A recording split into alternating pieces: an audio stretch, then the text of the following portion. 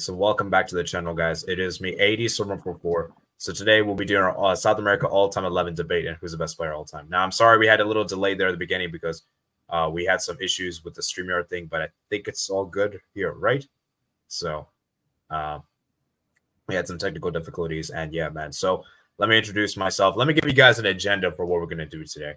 So, of course, we have our two guests, Rank and Silva. Rank's be representing Diego Maradona. I'll be representing Lionel Messi. I got my Argentine jersey on, as you can see. And then, obviously, Silva's going to be representing Pele, Brazil. So I want to take a moment to thank my guests for taking the time of their busy life to join. And, yeah, man, so how are you guys feeling? Thank you guys for taking the time, man. So any quick words before we start? No, yeah, I'm doing great, and this should be a very interesting debate. I'm very interested to see what the 11s that you guys came up to and the general ideas that you're going to expose for the debate later on. Yeah, definitely. So any word from you before we start? Yeah, it's going to be an interesting talk, interesting debate that we're going to have today. And for me, of all continents, I think this is the most interesting discussion to have, in my opinion. So, like, this is the one I'm looking at. This is the one I'm looking forward to most. So, you know, I mean, football. Yes, what we're gonna do is we're gonna do our all-time 11 first, and then we're gonna do our GOAT discussion. I have several categories for us, and that will take around an hour. So, hopefully, the formation only takes around 20 minutes, and hopefully, the actual discussion, main discussion itself, takes 40 minutes. So, and then of course, I'll let you guys in the chat. You guys will have the power to decide who wins for each category. So please remember to listen carefully to our arguments. We're going to do the 11 first. Let me read some comments before we get started. Patrick Mealy says hello. Patrick Mealy said the player who died, including Pele, Maradona, the player still alive, like Lionel Messi, should go in there. Yeah, of course. The three main GOATs. There's no one else for South America that's going to be considered GOATs for this. Do you guys think that's fair? Yeah, that's fair. Yeah, these three are the best ones. Yeah, Mashal says hi everyone. Who says up guys? Messi, Pele should be there automatically. Maradona is Stefano going to be on part of this? You'll have to see. We're not going to give any spoilers. And by the way, guys, when we do all-time 11, we're including from even from the early 1900s, and I'm sure many of you guys probably didn't know about these players. So, yes, it's not going to be all 21st century. Or 90s shout. This is the best one. I'm with you, Silva and Pele. Messi, Pele, Maradona, the Trinity. All right, let's get started, man. Let's get started. Let me get my notebook and put timestamps for you guys, for those watching the replay. And of course, remember, guys, to like and subscribe. So, where are we? Okay, so what minute? We're on 3:30.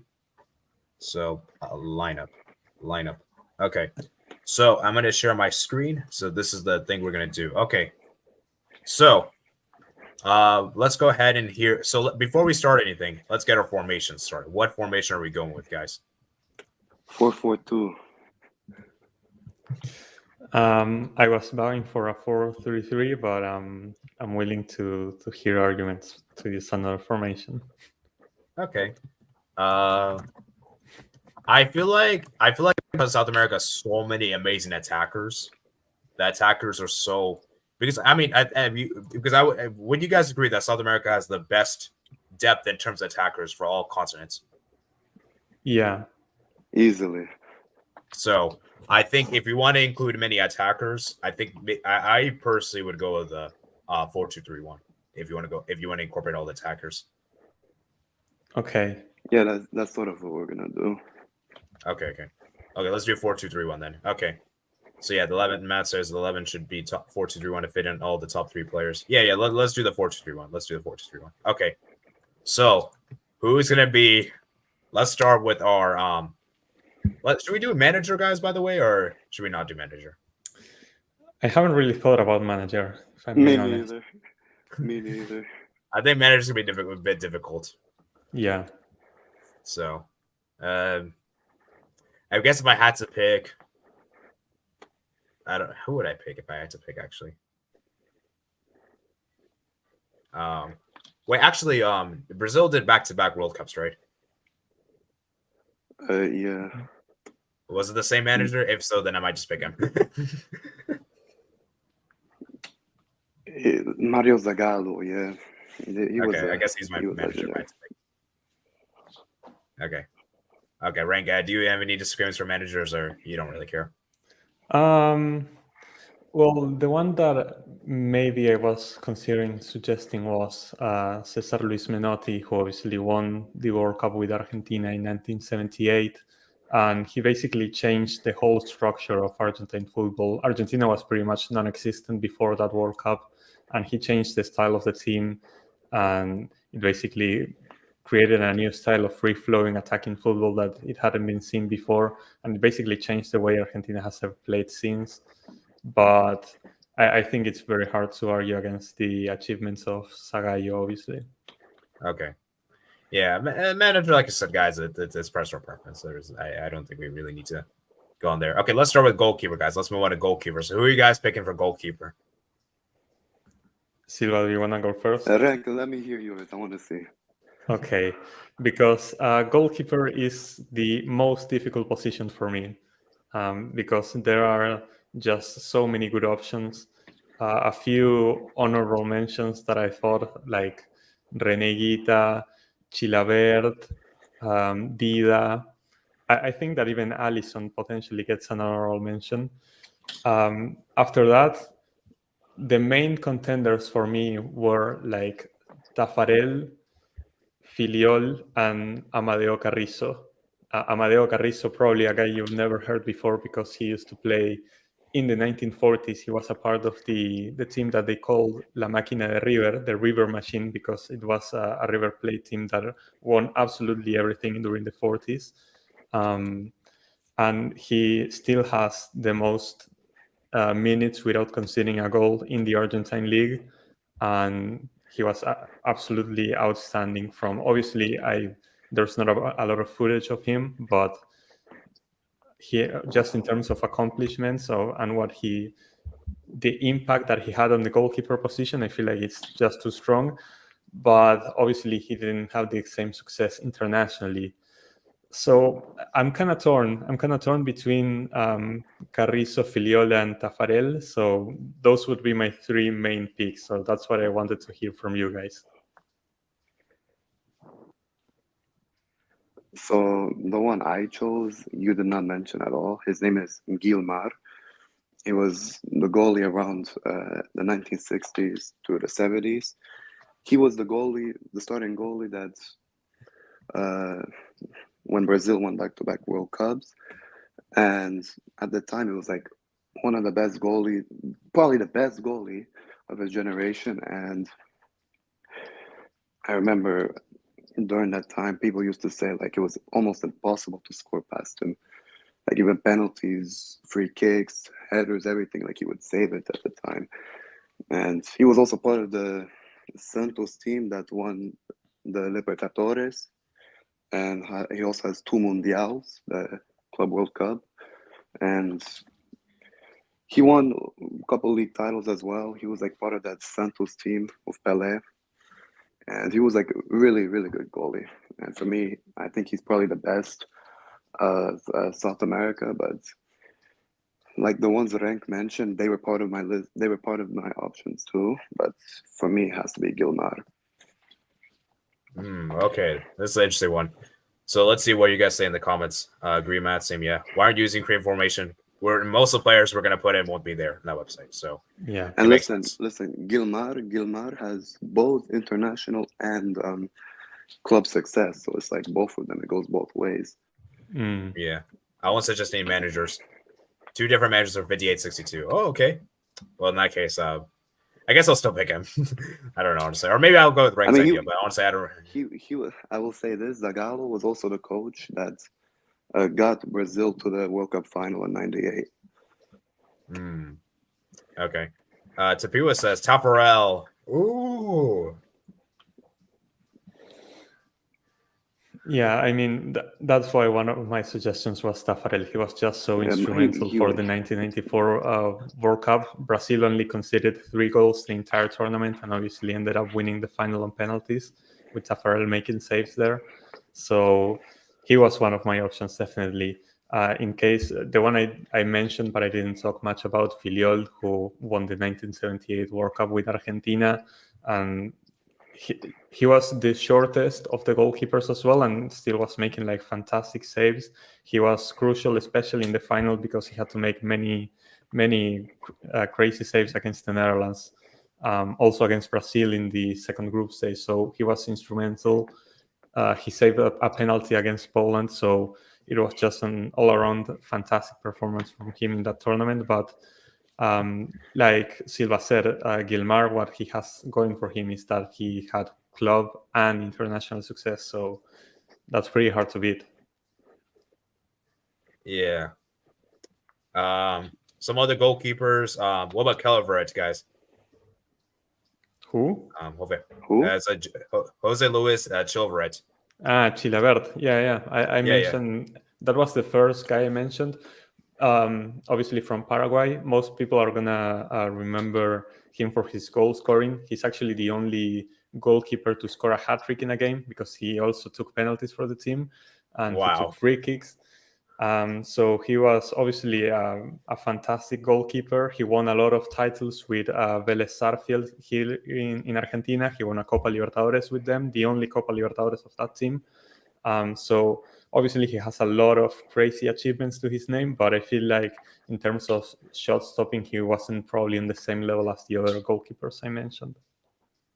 Okay, so how are we going to decide the goalkeeper, man? How are we going to decide? This is tough. I mean, I'm willing to go with Gilmar based on the arguments that Silva put out. I think that this one is probably the hardest to choose, because there are so many good goalkeepers to choose from. I know, and this history. is like one position, and it's like you gotta choose one. And it was like so much great goalies from South America. Yeah. And for me, I don't think it's actually. Would you guys say that? Is there any keeper in the 21st century that comes close to these keepers? Well, Dida did play in the 21st century. Dida would be one. Maybe Allison. Maybe Allison. There is a shout for Emi Martinez still, but compared to the ones before, I'm sorry. Emi is good. Divo was good, but like, okay, it's but not on he the has a level World Cup over Allison, by the way. That is true. That is true. I know, but like as a goalie, it's like he still needs to catch up with the others, you know. Yeah. That's why I didn't suggest him, but I'm saying if we're keeping in 21st century, then I can put him in the discussion. Okay, if it's 21st Do you century. even know? Okay, let's go with that. Do you know who was Brazil's starting goalie in 2002? We can put him in there too. Okay. Oh, I forgot now who was 2002. It was Marcos. Right. Okay, let's go with Gilmore. I like Gilmore. I think Gilmore's a good shout. Okay. And I think most of you guys are okay with Gilmore. So let's do a poll real quick. And then I think Gilmore is a good shout. Let's do Gilmore. Yeah, I think a poll would take too long. Yeah, just tell me in the chat, guys. Tell me in the chat. But I think most of you guys seem to be okay. I think, and like I said, Silva convinced me. So, okay, right back. Now the problem is that this right back, actually, never mind. We okay. Who wants to go first? We got options. There are options. The main two that I was thinking of, both from Brazil, were Carlos Alberto and Cafu. Those were the two that I was considering. I feel like I might edge out Cafu, but there's a very decent argument for Carlos Alberto in my opinion. Man, I'm gonna sound like an old head now, because mine is not none of those guys. His name is Gianna Santos. Was also back in the 60s. He was the best fullback of his time. He could go forward, was a great attacker, and on top of that, his defending was great, amazing. But the thing with him is, like, he played at Botafogo, and with Brazil he had lots of success, but with Botafogo, like, he won a couple leagues here and there, but like in Libertadores, it didn't go so well. Even though Botafogo at the time, they had a really great team. Probably like most of those players were like the World Cup champions at Brazil, including him. But like the Libertadores never came for them. But yeah, Carlos Alberto was probably my second choice. He was also a great right back, world class, and what he did as well was really amazing. Cafu, I don't know if I should put him over these two, but he was pretty amazing too. Yeah. So let's see what you guys say in the chat. So at the right back, it's Cafu. Agreed. None of the modern goal options can touch the old ones. A goalkeeper spot, Cafu hands down. Carlos Alberto and Danilo Passera, along with Cafu and someone else low. Ooh. There's Daniel Passera. Carlos Alberto, yeah, he did play center back a couple of games too. Oh, okay. So he was not only a right back. Yeah, he was a center back as well. Like he was a great defender too.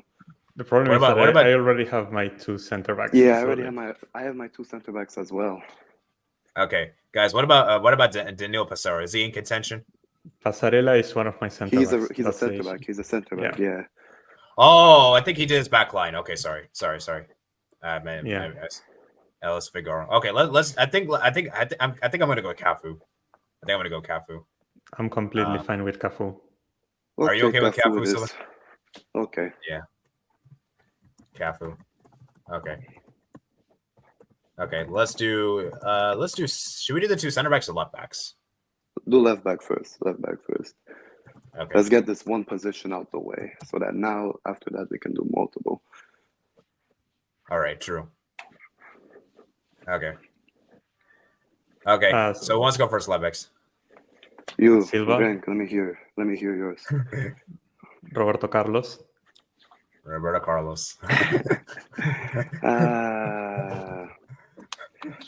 I'm not gonna say it. I don't have Roberto Carlos in mind.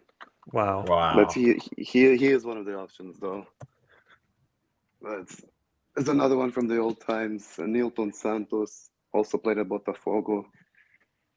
Also won the World Cup with Brazil, and he was mostly known for his defending. Like he used to know how to stop anyone at his time, and even when he wants to go up, he can go up and attack well, put good crosses, make good passes, and he even has a stadium named after him. It's Botafogo's home stadium. No, not their home stadium, but like they have a stadium named after him. It's for Botafogo's youth team, and yeah, that's Nilton Santos for you. He did play a couple games midfield as well, because he also knew how to. He also knew how to break the lines with his passing, but he was mostly known for his defending. Yeah. I think the thing with Roberto Carlos is like he wasn't really known as a great defender, you know. Like he was mostly known like for attacking, scoring his free kicks, obviously. But like as a defender, like Roberto Carlos was a little bit that was not really one of his strengths, you know. Okay. Left backs. Honestly, I want to go Nilton Santos. To be honest with you. Well, I'm fine with that as well. Okay. All right. I feel like most people will pick Roberto Carlos, but I'm gonna go with that. I want to go Nilton Santos.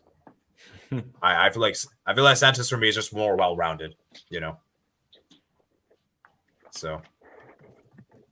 Yeah, fair enough. I mean, you guys could go Roberto Carlos in your 11 if you want, but personally for me, I'm going to go with Sanchez, and I think we're going to, as a panel, we're going with that. Elias Figueroa, okay, Roberto Carlos, Nilton Santos, the 60 World Cup, he won. He was 37, was also the 58 World Cup. Master says press down space by Cafu says everybody's okay. Bro, people are blinded by Roberto Carlos. I bet goals. That's what I think Roberto. People are blinded by that. Yeah, like he was a good player. Don't get me wrong, world class, but like. I wouldn't put him over Nilton Santos. Yeah, I feel like Carlos is more like flashy. He's more like Yeah. eye catching. Yeah, course. yeah, yeah. So, yeah, lol. Will this be a? You'll see, pal. Yeah. You'll see. Yeah. Let's just say it won't be a full Brazil Argentina 11 because that'll be boring. Let me put it this way, it'll be boring. So, agreed, Roberto Carlos.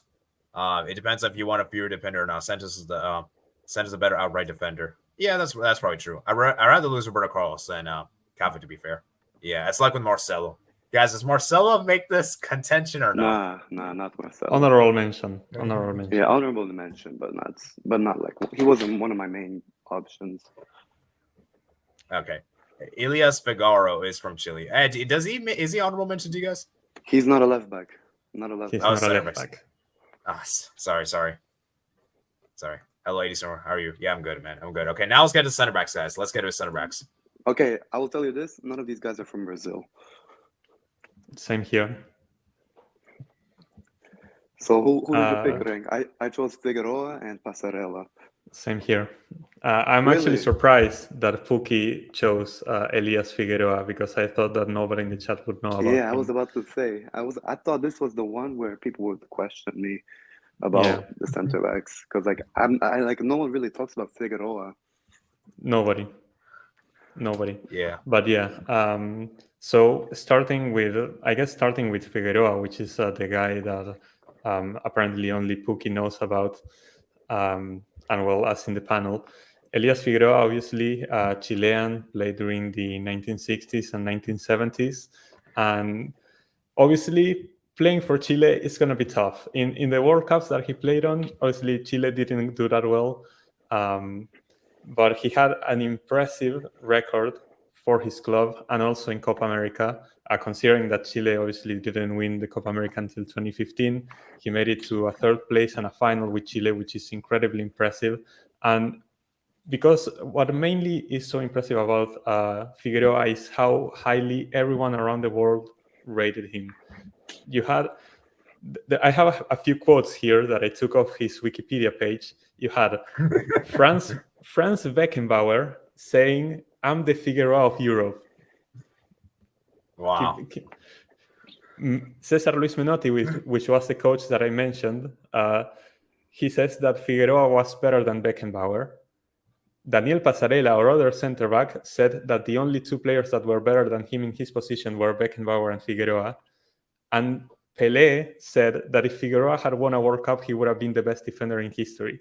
So I think that you had a lot of accounts from all over the world, from different countries, saying this guy was an absolute beast.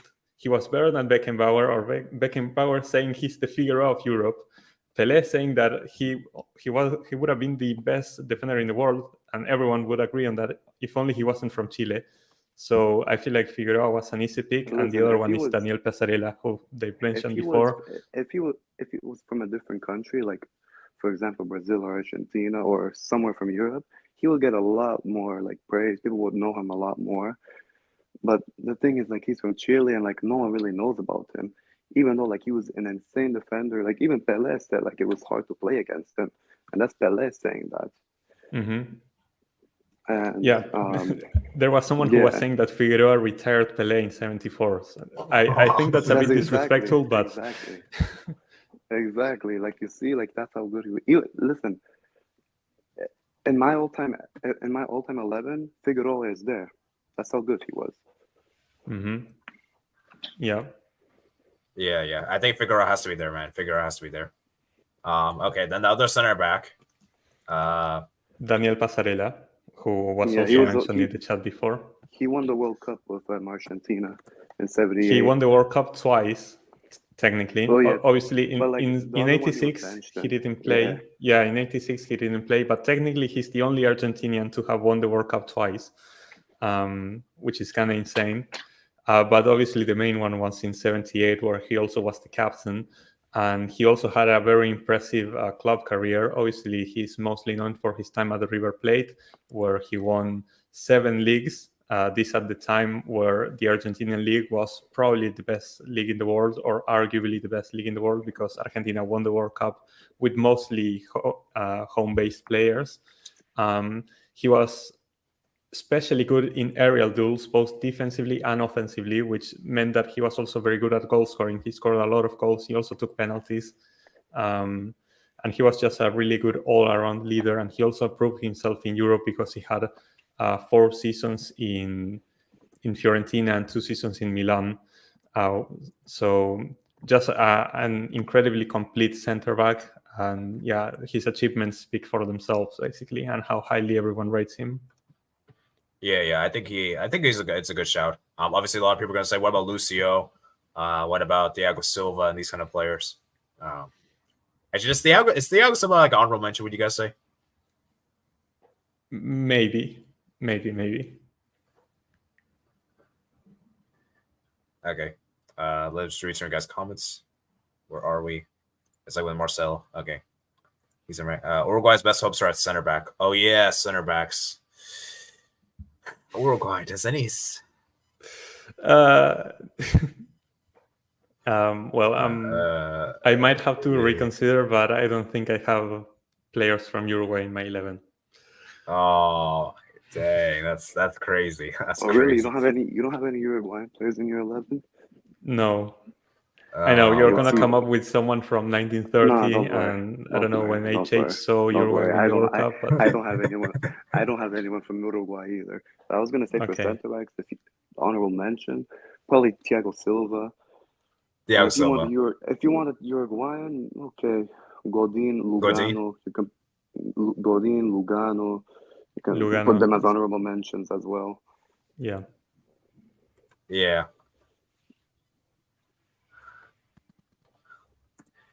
Okay. Yeah, I think that's why I said him. Lucio. Is Lucio honorable mention? Not for me. No, he can't. I don't think so for me. I think Thiago Silva was better than Lucio. I don't think. Same. Lucio, he was a bit of a thug, you know. Like he was mostly known for like his tackles and shit like that. Yeah. So basically, no, I was the same Marcel to Adam. I'm in a defender who's a great player, but not really a great defender. Oh, okay. Fair enough. Okay. I only remember Figar's a Honduras swingback that played at Wigan. Hello. Supposedly Brazil wanted Elias Figar to play for them. Wow. Is that true, Silva? Yeah. I know that story. But he doesn't have a passport. He didn't have a passport. He was not. Yeah, and also you prefer to represent your country. Like, come on. Yeah. Oh, yeah, come on. I only know. I've only heard that Figar. Supposedly, yep. One guy who isn't here will be happy that there's at least one Chilean player represented. Yep. Yeah, that's true. So Maradona wasn't part of the 1978 team? No, he was left out on the final minute. He was part of the pre-selection and was left out final minute. So he wasn't part of that team. So Maradona could have had 2 World Cups, and that would have been part of my argument, but no. That was Mario maybe Campos. Suarez. We'll get to. We'll get to. We'll get to. That was his World Cup. Yeah, Uruguay players in the 20s, 30s, and 50s. Maybe players in the last few years, because it's not like there's room for a DR4 line. Uruguay's hard to pick from because their best success has been more of a unit rather than as individuals outside of Godin at club level.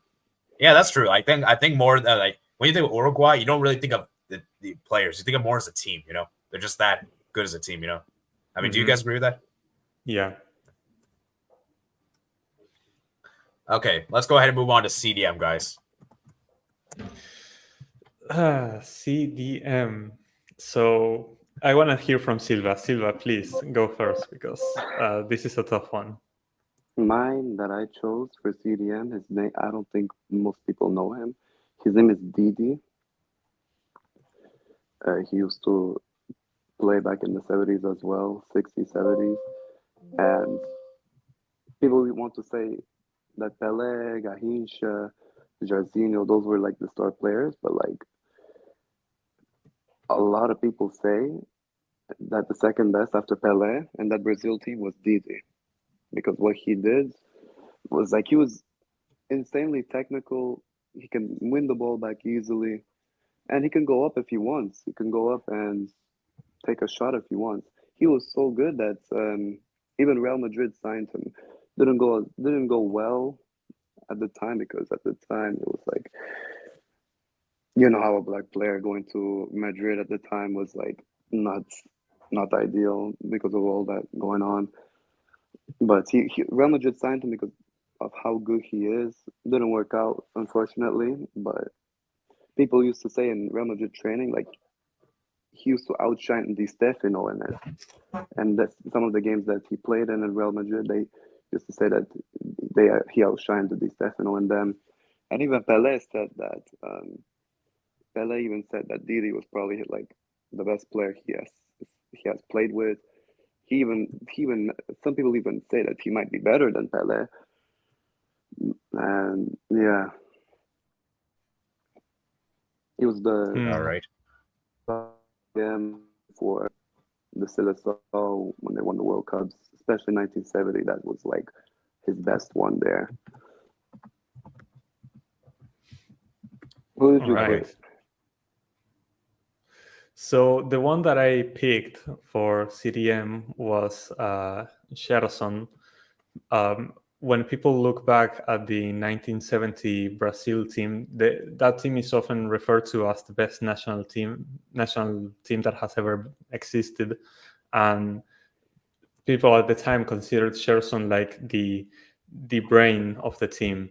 He was a very technical player, which was not common for a defensive midfielder at the time. He was very good with his progressive passing, with his vision of the game, with his understanding, and it pretty much made that the Brazil team worked and just allowed it to free flow attacking-wise in the way it did.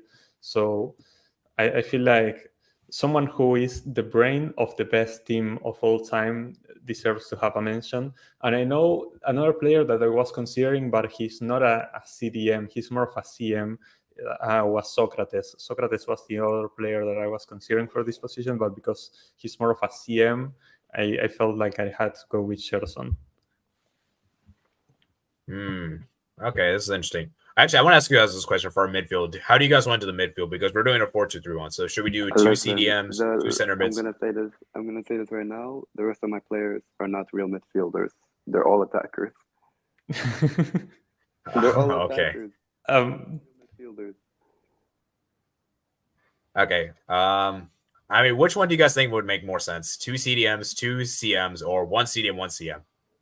I was gonna go with two CMs, but who were very, very attacking minded. yeah, we can do that. I feel like, what should we do? I feel like I want to do a one CDM, one CM.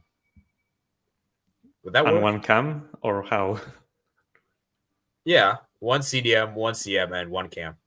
Okay, because like that works these for five me. players, I have, they cannot be missed out. They cannot. Yeah. Okay, let's read some of you guys' comments. Here we go. Yeah, Forlan missed out on the virtue attack being stacked. Jose Andrada from Uruguay.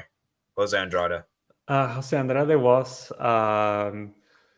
center back in the 1930, right? And so he also won the Olympics in 1928. So, yeah, decent shout, but it's so way back that it's hard to compare, We don't have much about him, and Figueroa and Pasarela are just too good. We had to put him in.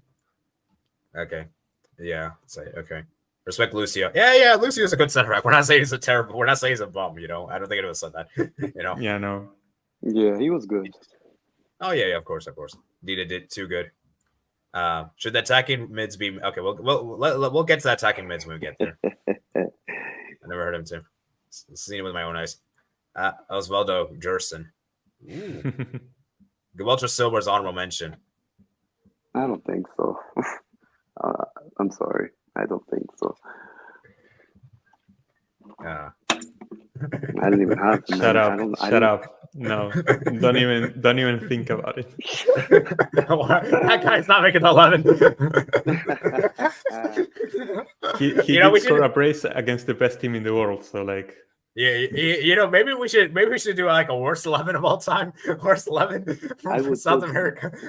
Cool. Iago Pikachu is better than Messi, better than Pelé. Okay, happy. Jesus Christ. Okay, guys, if we do a worse 11, would Pikachu make the 11? No, there's worse players than him. The Okay, thing we're is not that doing a worse 11. we're leaving Pikachu out because we want to make this fair, okay? So like that. Oh yeah. Here we 2OP, 2OP. Carlos Alberto.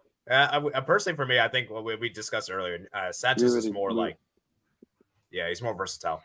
He's more like well-rounded, you know. Also, yeah. But yeah. Right side Messi. Okay, we'll come on, guys. We have to finish the midfield first.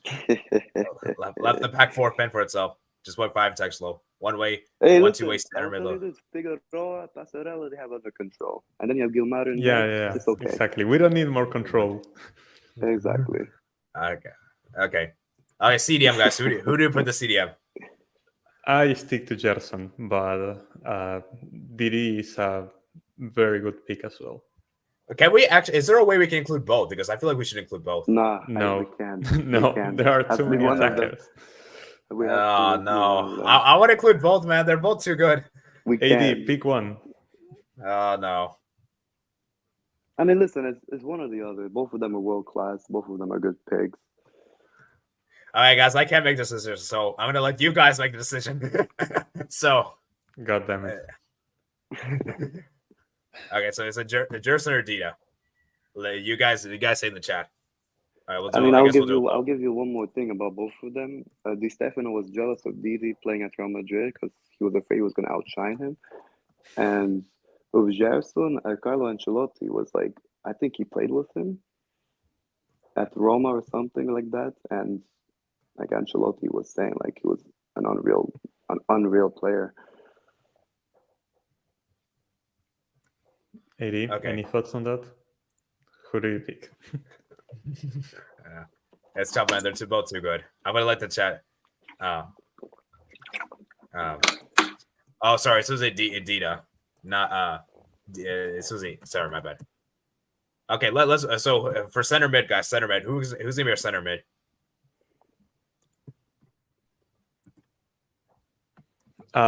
So considering these are two. So after this, we have a cam, right? Yeah. Okay, so my center mid is gonna be Zico in that case. Oh my God. What? Okay, speak on it, Silva. Speak on it. Oh man! Oh my God! Speak on it. I don't have Zico in my 11. You don't. But like, I feel like I should because I have Di Stefano there. I don't have Di Stefano in my 11. I know, I can see why, because it's like, I know he's from Argentina, but at the same time, it was like most of his. And another thing, I had to put Di Stefano because he was like the best player in the world at this time. Yeah, in Europe, at least. I know. But Like, the thing with I know him, that Di I can see Stefano why. was the best player of his generation. My problem is that he represented Spain internationally, so it's not the same. And so he did with Argentina and Colombia as well. Yeah, I know. It was a weird time, okay? Like, most of his playing career was in Spain. Okay, you know what? I might have to change it to Zico. Because the thing with Di Stefano is like amazing player, River Plates, Real Madrid's, mostly represented. I think he played more games with Argentina though. But anyway, the thing with him is like he never played in the World Cup. All right, let's go back to center mid. Let's go back to center mid. That's what we are discussing, I think. We're doing it. Okay. We're Sorry. it. We're putting it at World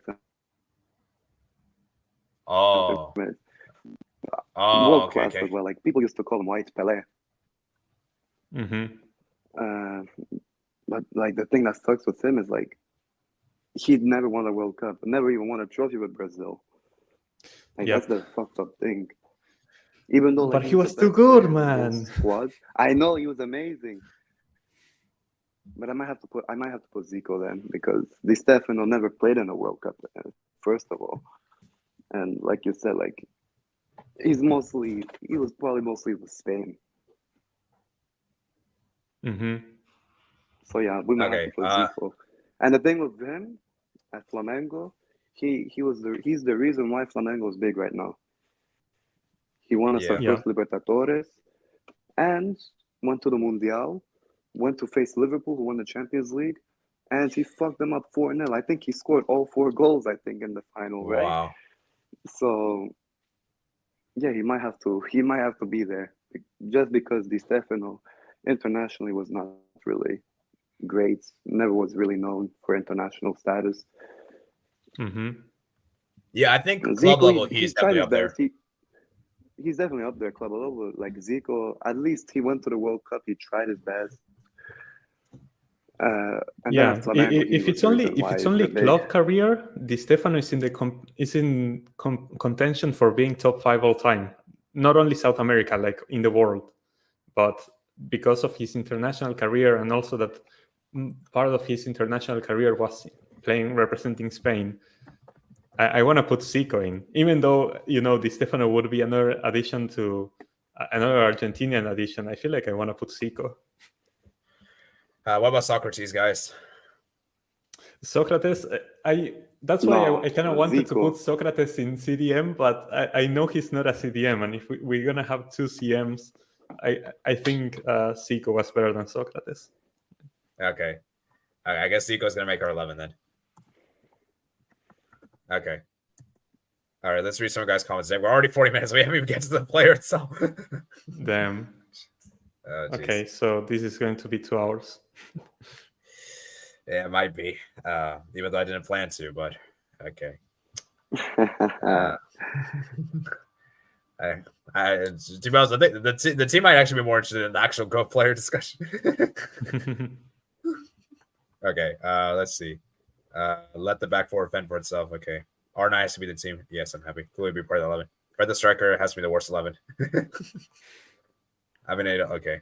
Dang, that sucks. Arthur's DM? Arthur? Wait. Don't tell me you're talking about Arthur Mello. Yeah, I was about to say. Okay, if it's Arthur Mello, he definitely doesn't make the 11. That is a lot of cap. If that is. Sorry, I made him a Dita, guys. Dita, not Dita. Okay. Okay. I'm not gonna that comment's wild, Kool-Aid.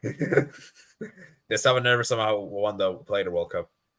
Yep. Like he has between the right and left side player. This is a 4-2-3-1. Yeah, I know, Mats. I know. Wait, never mind. This is a good place, Di Stefano. He played for 3 countries. Di Stefano's plays as a goalkeeper. Huh? No. Not this Okay. Stefano. No, okay. No. He won a Copa America? Yeah. Okay, at least that counts. Di Stefano never played in a World Cup, let alone win it. No, he said Copa America. He didn't even win that, I don't think. Yeah, he did. He has one. DePaul? Facts. Speak on it. Absolutely. I think Griezmann's still in his pocket, by the way. I'm sorry, DePaul and this 11 is crazy. Yeah, okay, now that's good. Zico. Okay, I don't know. I'm trying to read these comments, but it's making me laugh too much. Zico Flamengo first Libertadores. Yeah, Zico. We won 5 years in a row. Yeah. Like I say, if we did Real Madrid all-time 11, Di Stefano's for sure on this. For sure. Mm-hmm. You know. Well, Zico Summer never World Cup too. All right, 1982 Brazil was better than 1994 Brazil, who won. A lot of people say that. That is, yeah. That's probably like people say that's the best team that never won the World Cup. Mm-hmm. That is what it is about the World Cup. It's not enough to have a good team. Everything has to go right on the day, and some things are out of your control. Yes, sir. Says Zico did play great the 82 World Cup. Yeah. Mm-hmm. And I was kidding. Someone say Zico over Maradona? I think it's a bit crazy, but that was the thing back then. Yeah, that was a thing back then. Like that was a genuine day. Discussion. I think that it's pretty agreed on that Maradona was better, but correct me if I'm wrong. I think Zico played Maradona's Boca, leading to the Libertadores win. Yeah. All right. Let's wait for the 6 higher upon. All right. Thank you for joining. Lol. No chance. I didn't say that. Socrates also someone who won the World Cup. Play it to your Freds. You can play Fred Flintstone. No way. This stuff is basically Argentine Albert Chica for international football. Kinda. Yeah, DePaul doesn't get anywhere in this song. I think we know that. We're gonna see Bojigard. 94 it was a residential Brazil team. DePaul gets the 40th best South American line. Okay, but respect my man. Okay, he's not bad. I didn't say it was bad. I'm just saying all time is a I'm saying a bit it's too box, outrageous. man. I'm saying okay, it's box. yeah, box. That was crazy. To be emphasis. It's true about the World Cup thing. There's a lot of great sides just don't end up winning. The 82 team is definitely one of them. Sometimes you can have a talented, stacked team and things just don't work out. Exactly. Maybe I should do a video, guys. The best teams to ever win the World Cup. That could be an interesting topic for a future debate. Or maybe we have a future debate for that. That's actually a very interesting combo. But we'll save that for another time. Okay, guys, so let's get to the cam now. Easy. Actually, Maradona. no, we have to. Oh, yeah. Actually, yeah. Yeah, it's Maradona, right? I don't think I need to give any arguments to why the cam is Maradona. Yeah, I was gonna put Maradona at cam. Yeah. Is there any honorable mentions? Let's just say honorable mentions, just for argument's sake. You could say that. No, Andreas Pereira. You could say that Di Stefano could play as a cam. Messi has played cam many times. You could put Zico at cam for all I know. So like there are many honorable mentions, but I feel like nobody is close to Maradona in that regard. And we can fit the players in other positions. Yeah, Maradona for me has to be cam. I mean, there's not even a debate. Okay, right mid, guys, right mid. I would put Messi on the right. Okay. Are you okay with Silva? Are you okay with Messi on the right wing? What do you think, AD? What do you think? Messi or no Messi?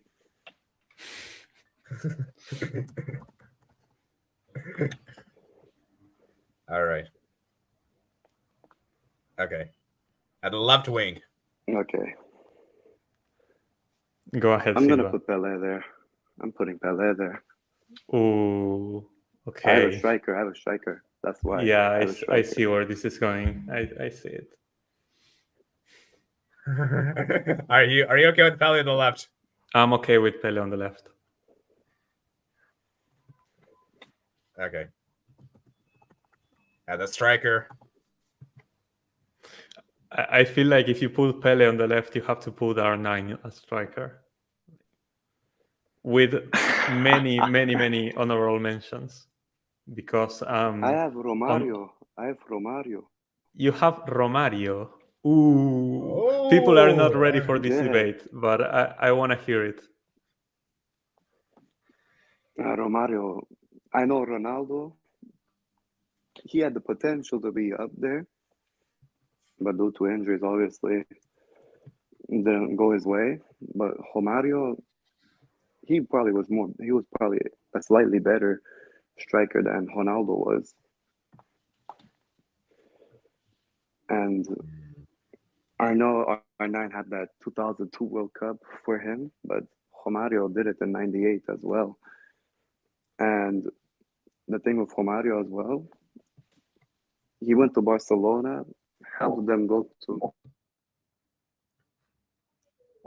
lost 4-0 to Milan in the final.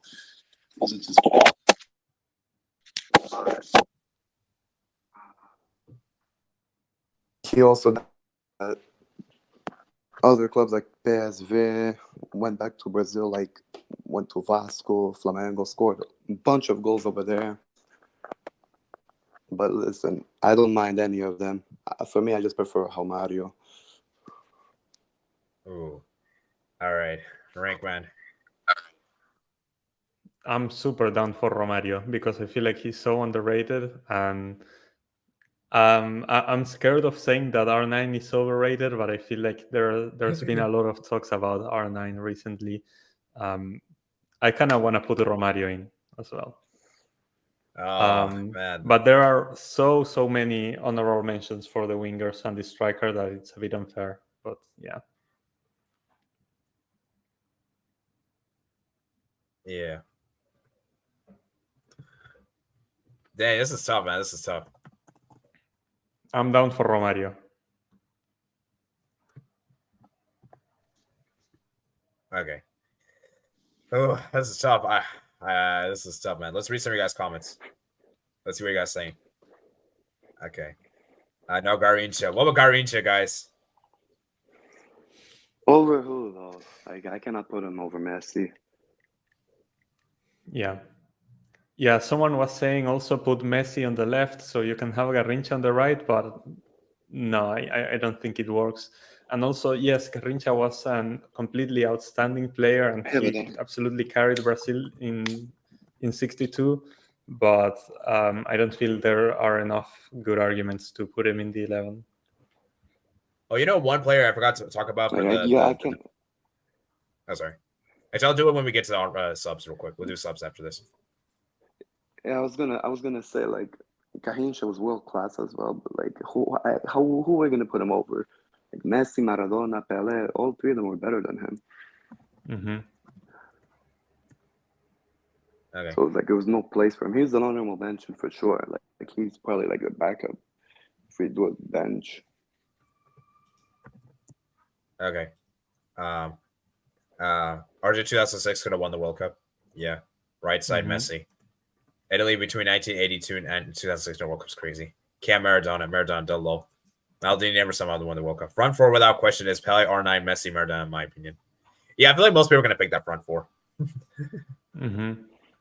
Facts. Maradona's so good that we're leaving out the likes of Rivaldo, Kaká. Oh, yeah, those guys are honorable mentions.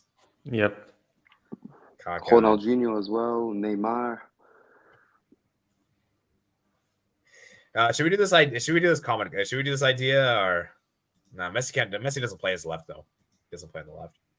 Yeah, not anymore. Okay, but let's say we do that. Who are benching for Garrincha? Who's getting on the bench? Like you cannot really put anyone from that front four on the bench for him. Yeah, it's tough, man. It's tough. It doesn't get talked about enough. Francisco, a great player, but no Maradona. Oh yeah. Ooh, Francescoli. Francescoli. Player. Honorable mention. Messi, Maradona, Pelé, R9. How's that even a debate? I mean, it can be. Ronaldinho would be my suggestion left. Guys, does Ronaldinho make the 11? No, not. No. I even have Neymar over Ronaldinho. Wow. Yeah, honestly, same. Dang, that feels. I feel bad for my man Ronaldinho. I love Ronaldinho. Ronaldinho probably one of my favorite players to watch, but Neymar was better. Yeah. Backups: Garrincha, Jazaro, Romario, Rivaldo, Dinho, Kaká, Di Stefano, Kempes, Batistuta. Yeah, that's a really good bench. Pellé's a striker. He fell too early. Pellé's a striker. Imagine R9 was injury prone. Making room for R9. R9, Pelé, Messi, Maradona's in front four. R9 over Romario. It's a debate. Ronaldo can put the left knee. He's better than R9. Huh? That's the debate for another time. That's another debate. Okay. I don't think Pelé even played on the left, so you have to put him a striker. Pelé could play anywhere. Even played as a goalkeeper. Yeah. Couple times, you know. Like and guys, it's just 11. Yeah, guys, it's just 11. Like we're just doing. We're not really like a set. You know, we're trying to make a realistic team. You know, it doesn't have to be like fully 100% accurate. You know, that makes sense. You know. Ronaldo is very special, but R9 is a go bracket. Suarez, Batistuta, Garrincha, Rivaldo, etc. They're all mentioned. Rivaldo over Ronaldinho. Rivaldo, yeah. That's Romario only played 2 World Cups 1990, 94. Ronaldinho fell to equated. I think in terms of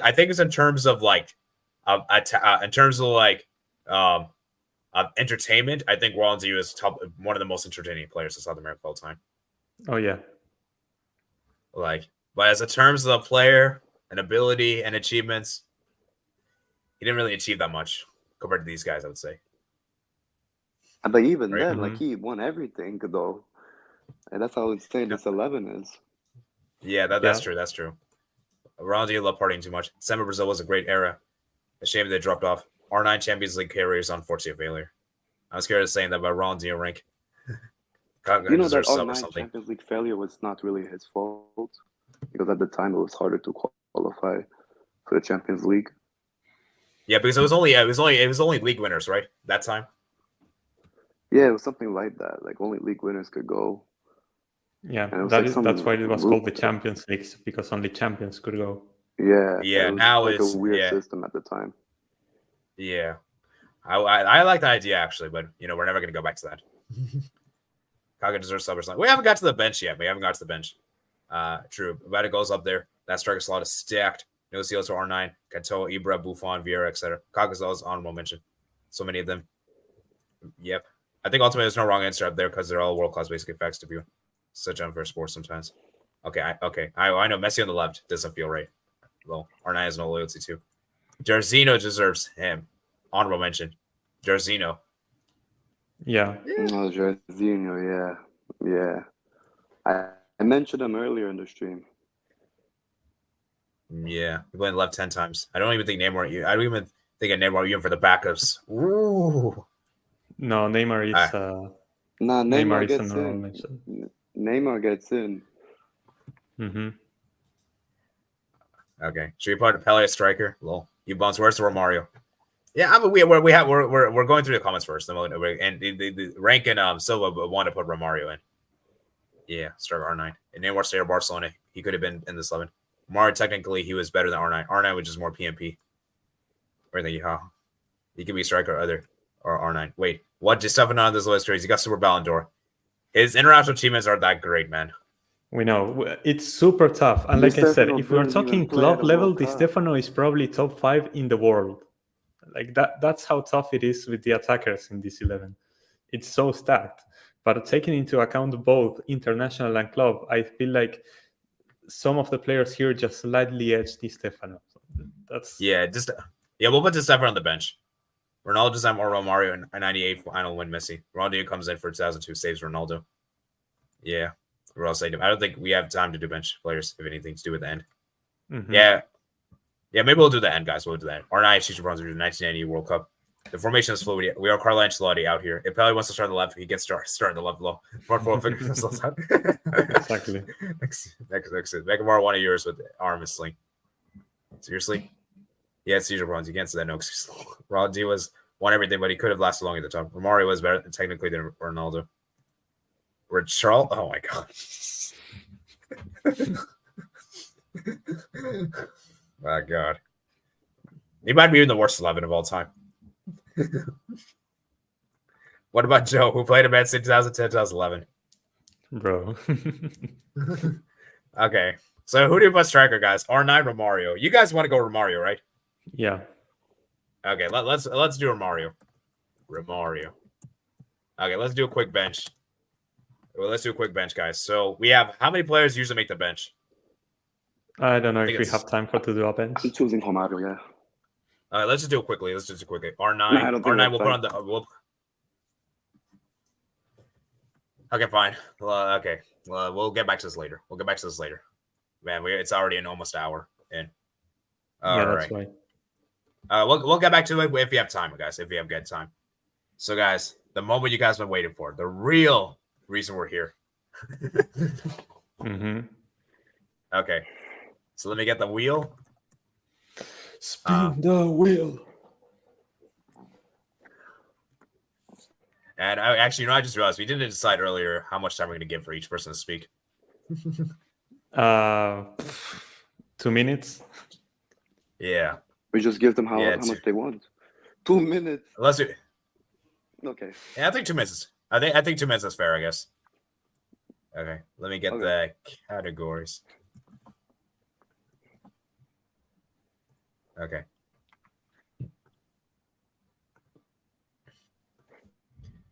Okay. All right, guys. So these are the categories we came up with. So we have trophies, longevity, impact, your leadership, and clutch. So basically, it's going to be a point system. Whoever gets the most points wins. Okay. And if we have a tie, so be it. We have a tie. Okay. Let's hope there's no tie, though. Okay. Are you guys ready? Okay, I need to actually change that because... All right. So we're going to spin the wheel, and we'll decide who goes first. And you guys are going to actually vote. You guys are going to vote and make your... Based on the arguments we get for each player, each category, you guys are going to give vote. And we're going to give each selves 2 minutes to speak. 2 minutes. Okay, and maybe we'll do the poll for like 1 minute. Poll 1 minute. Okay. All right, let's do this, man.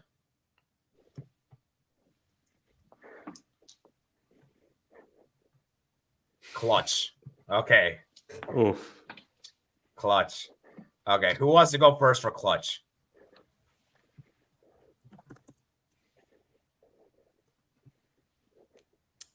AD, you want to go first? Okay, wait, hold on. Let me change the time thing. All right, let me full screen this. Okay.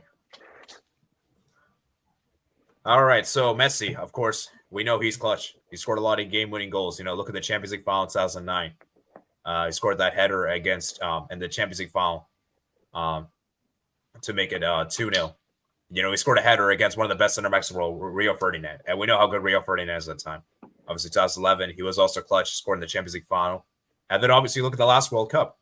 He scored the winning goal, the World Cup final, you know, and he scored in every single game. Well, he almost scored in every single game of the World Cup except Poland, right?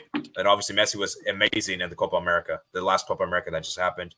You know, I think he scored in every single game except the final. I think he got a goal and he either got a goal or an assist in every game except the final. So for me, Messi, for me, man, he's won so many. He's won 4 Champions Leagues. He's won 1 Copa America, won 1 World Cup. He's won so many La Liga titles. He's been clutch, man. And you know, he also came clutch for Inter Miami on the Leagues Cup, you know, winning them their first trophy.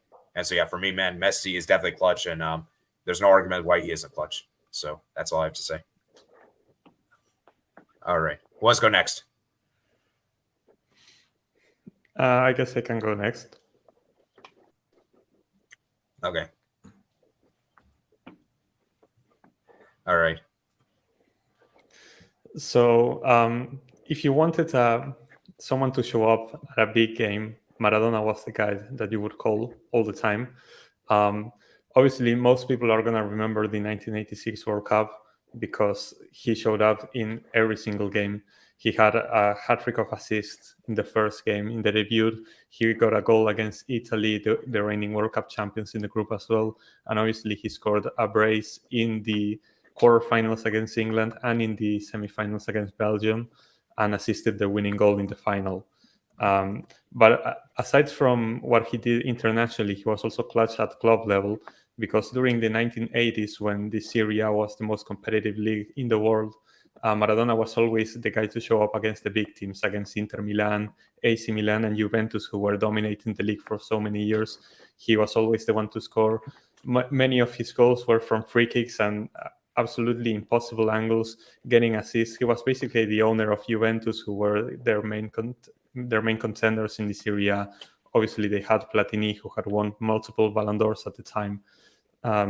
So just about his big game credential, there's nothing you can say about Maradona that hasn't been said before. Every single time that there was a big game, also like in the UEFA Cup semifinals against Bayern Munich, where he completely destroyed the German team and helped Napoli reach the final that they would eventually win, and it's still Napoli's only international trophy. So just in terms of big game credential and how Maradona decided to show up every time there was a big game, I feel like the results just speak for themselves. All right. So are you ready? Yeah, I'm ready. Okay. So Pele, obviously, if you want a player that wants to come in a big game to help your team, even when they're down, when the team looks like they're done, but you want someone who can come and score and make an impact in the game, that would be Pele. And the World Cup, and his first World Cup, he was like 17 years old.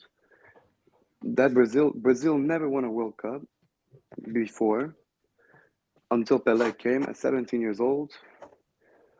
Group stage, cruised by. Round of 16, quarterfinal, he scored. I don't know about semifinal if he scored or not, but then in the World Cup final, 17 years old, he scored in the World Cup final, and like he's the only player to do so. Of course, now Mbappe did it, but at the time it was like very, very rare to see like a 17-year-old to do all of this. And then that was not the end.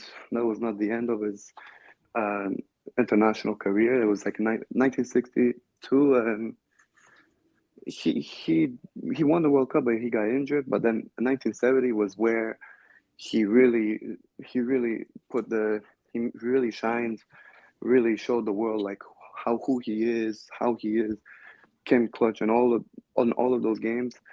And then I know he didn't win Copa America, but like in one of the finals, it was against Argentina.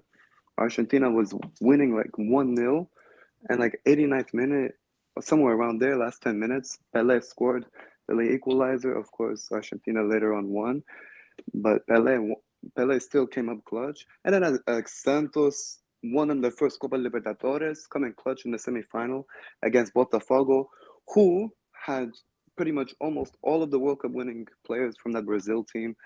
And Pelé came to their stadium and scored a hat-trick in their stadium to put Santos in the final. Yeah. All right. So thank you for your time. Now it's time for the poll, guys. And for the sake of time, guys, I'm going to give you guys 1 minute. 1 minute, guys. 1 minute. So make it fast, man. Make it fast. In the meantime, we're going to read some of your guys' comments. All right. Let's read some of your guys' comments.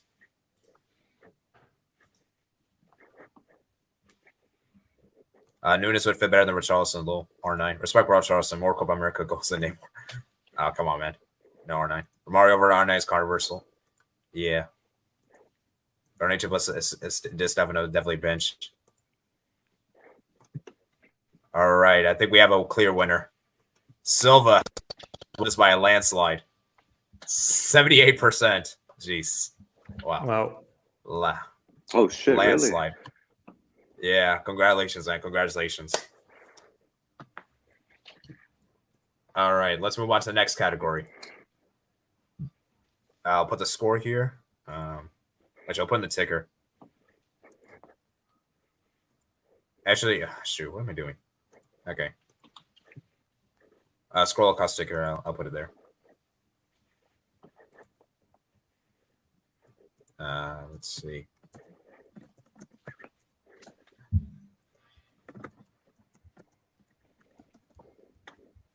Okay. Let's move on, guys. Let's move on. I might need to put slow-mo in the chat. We have a lot of people here in the chat. Okay.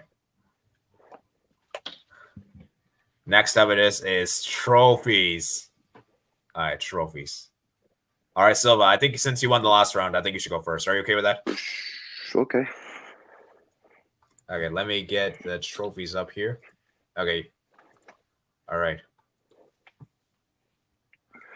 So trophies, obviously, the 2 World Cups I mentioned in my last 2 minutes that I mentioned about Pelé, nothing more I need to add to those 2 World Cups. But the thing I want to say, in his club career with Santos, the league titles, the Libertadores he won, that was at the time where Santos was like not a really big club. You had other clubs like Sao Paulo, Flamengo was there, Botafogo, and like I'll give you context with them. They were like Manchester City. They have like almost all of the best players.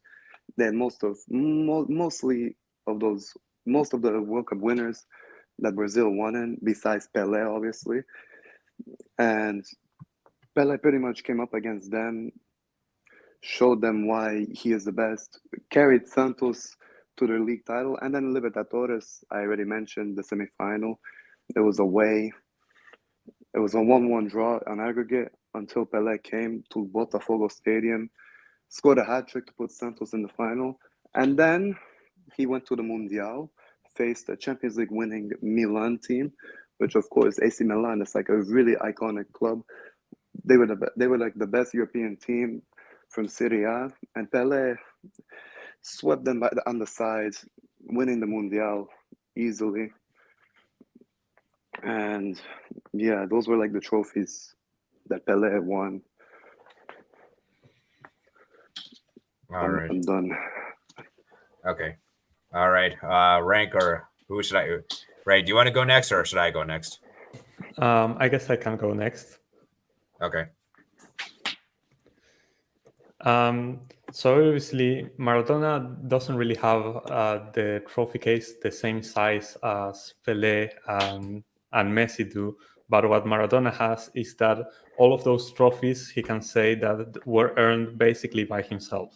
You look at the 1986 World Cup, that Argentina team was pretty average, honestly. I would say that that Argentina team without Maradona is probably a run of 16 material.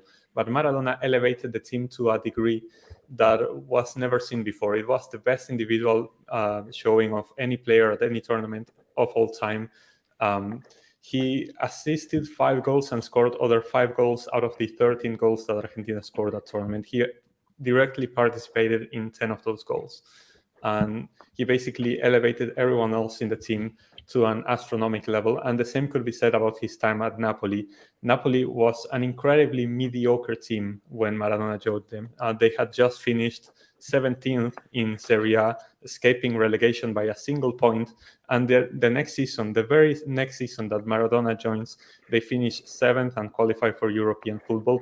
And the next one, they managed to win Serie A for the first time in their history. And they actually go on to win 2 Serie A titles, with Maradona being the main talisman, the main guy who was both the top goal scorer and the top assister of the team in both of those titles. And they were the only 2 titles that Napoli had won up until recently, when they won it again. So he was instrumental to making a team that had never won anything before into a very competitive side in the best league in the world, because that was what Serie A was. It was the best league in the world, with Juventus, with AC Milan, and Maradona kept Napoli up there, winning 2 titles, coming up second 2 times, also winning the UEFA Cup, which is like the Europa League, beating Bayern Munich in the semifinals. So Maradona just earned those titles by himself, and that's like the context that was needed. He did it all on his own. All right. So I guess my turn now. So yeah, Messi, man, he's had a large hand in contributing for those trophies. As I mentioned, the earlier one for clutchness. For the World Cup, he was instrumental to winning the World Cup because he scored so many of the goals for Argentina. I think he scored like a majority of the goals. And obviously the same goes for the Copa America. He was vital in those two trophies. And let's be real, if Messi doesn't play for either, if Messi doesn't play, Argentina probably don't win those tournaments. They probably don't. And, you know, the Champions League, Messi played a huge part, especially in 2015. You know, he was great in that season. You know, he scored and against Bayern Munich, scored those 2 goals that pretty much allowed them to make the final. And yeah, I mean, Messi, just for me, he's just been a sensational player. He's had a huge hand in contributing for his trophies, you know, and for La Liga titles in 2019. You could say that Barcelona team was very average. That Barcelona team wasn't that great, and Messi carried them to a La Liga title. You could probably say single-handedly. You know, he was just that amazing. And yeah, so Messi for me, like I said, man, he's have a lot of trophies. I think he's one of the most decorated players of all time. I think he's got a total of he's the second most decorated. I think Dani Alves. Oh, sorry, I can't mention that guy. That guy has more trophies than him. He's won more trophies, but yeah, Messi for me, he's got a lot of trophies to his belt. So. Yeah. All right, guys. So we're gonna go ahead and do the argument thing now. So let me go ahead and put the poll out there. And yeah. Oh yeah, 2 trebles as well, man. 2 trebles as well. Many players can't say they won 2 trebles. I mentioned that. Okay, so who made the best argument? The best argument. Okay. So.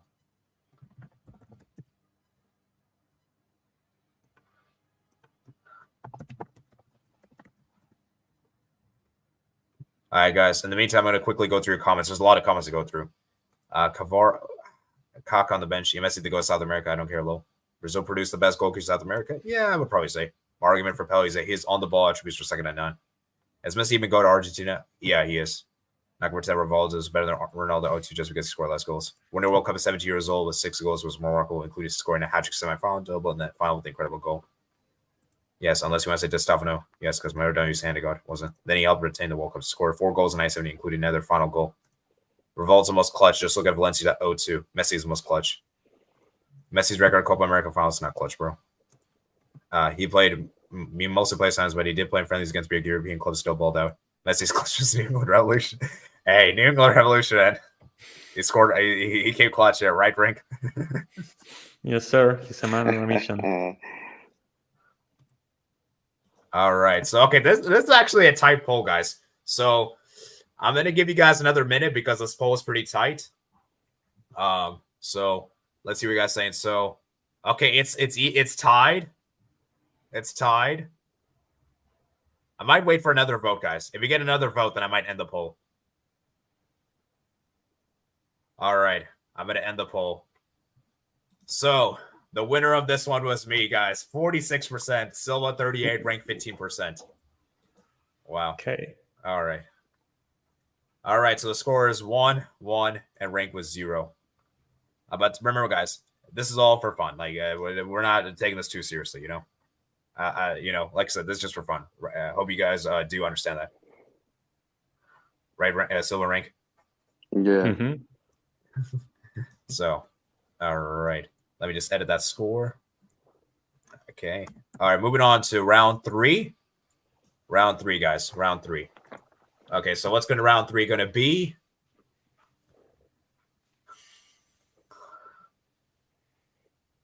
Longevity. Ooh. Okay. Longevity. So it's your turn, AD. Yeah, I'm going first for this one. Longevity, man. Okay. So when you think of longevity, guys, Messi is definitely up there. He's been so amazing for so many years he's been producing. He's getting 10 goals and 10 assists every single season. I think the only season that he didn't get 10 goals or 10 assists was, I think, that first season PSG where he came in. But remember, he had just moved to PSG. You know, he had played for so long in Barcelona. He was so used to how the team was working.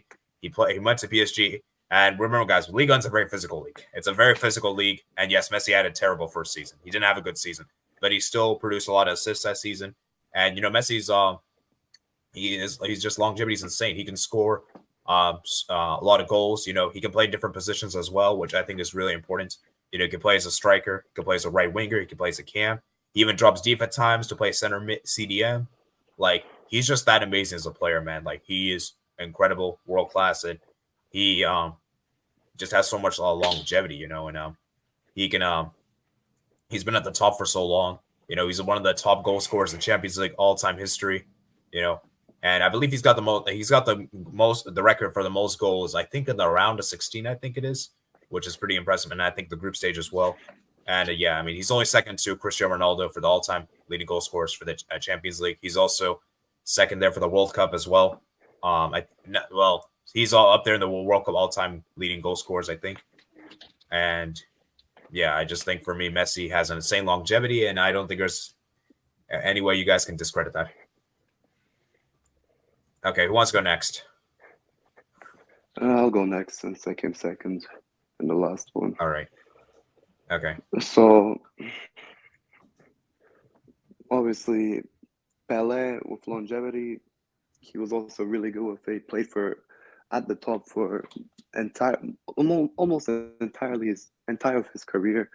Obviously, starting at 16, making his debut to Santos, and then everything from there just went up. 17, went to Brazil, won the first ever World Cup at 17. Then as he got older, obviously won more trophies, still being the best player in the world. And like at the time, like the physical aspect was like really, really tough. Like lots of the defenders would just slide tackle you, would just try to break your legs and stuff like that. And that's obviously what they did with Pelé, because he was like the best player in the world, and that was like the only way you can stop him. But like the way Pelé, how he was built, how he was taking care of himself, he didn't really get that much injuries as a normal player would in that era, because of how hard it was to play physically and then mentally as well. And Pele pretty much lasted a lot of years until like he was like 34, 35 years old was where like he really stopped being at the top and then went to New York. But before that, he was still the best player in the world, still winning trophies, and still making an impact in the world.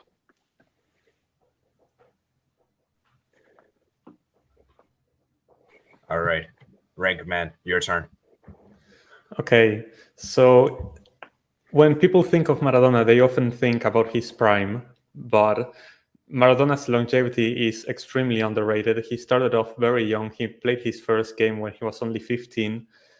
He is still the youngest player to ever play in the Argentinian First Division. And he was amazing for Argentinos Juniors in those first season. He was the top goal scorer of the league 5 years in a row, even in a club that didn't win the league, never, because they weren't really that good, but Maradona was just that guy. And Maradona is one of the biggest what-ifs when it comes to football, because he was amazing and people still consider him one of the GOATs, but he could have been so much better if it wasn't for his time at Barcelona, where he first got a hepatitis, and then he got his ankle broken by a defender, by Gorra from Athletic Bilbao. So if it wasn't for those crazy tackles that he received, Maradona would have lasted a lot longer at the top of level. And just to give you a stat to go ahead with that, the most fouled player in World Cup history is Maradona in 1986. He received 53 fouls.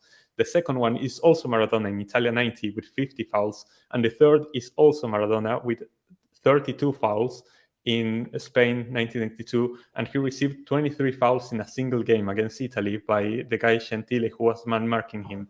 So if it wasn't for all the crazy tackles that he took, the nasty injuries that he had to endure, he had to play in Italia 90 with a swollen ankle, and he still delivered and took Argentina all the way to the final.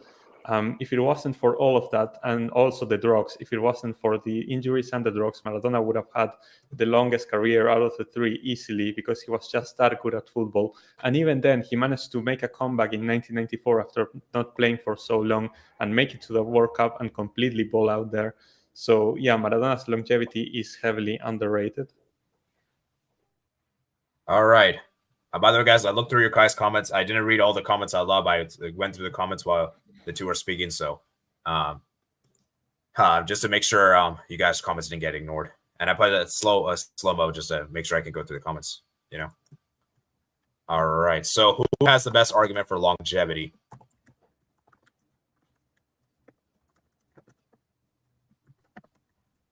Okay.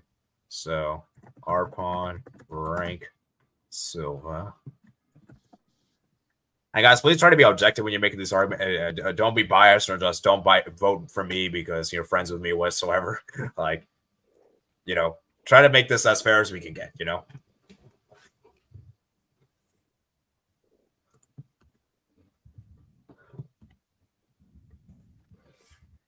All right. Okay. Ooh, this vote's pretty interesting. 12. We got a lot of votes, man. 13. Okay, this keeps changing, guys. This keeps changing. Okay.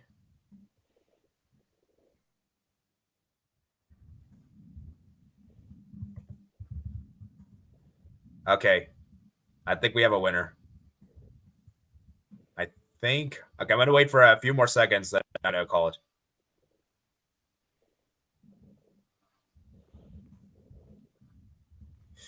Okay.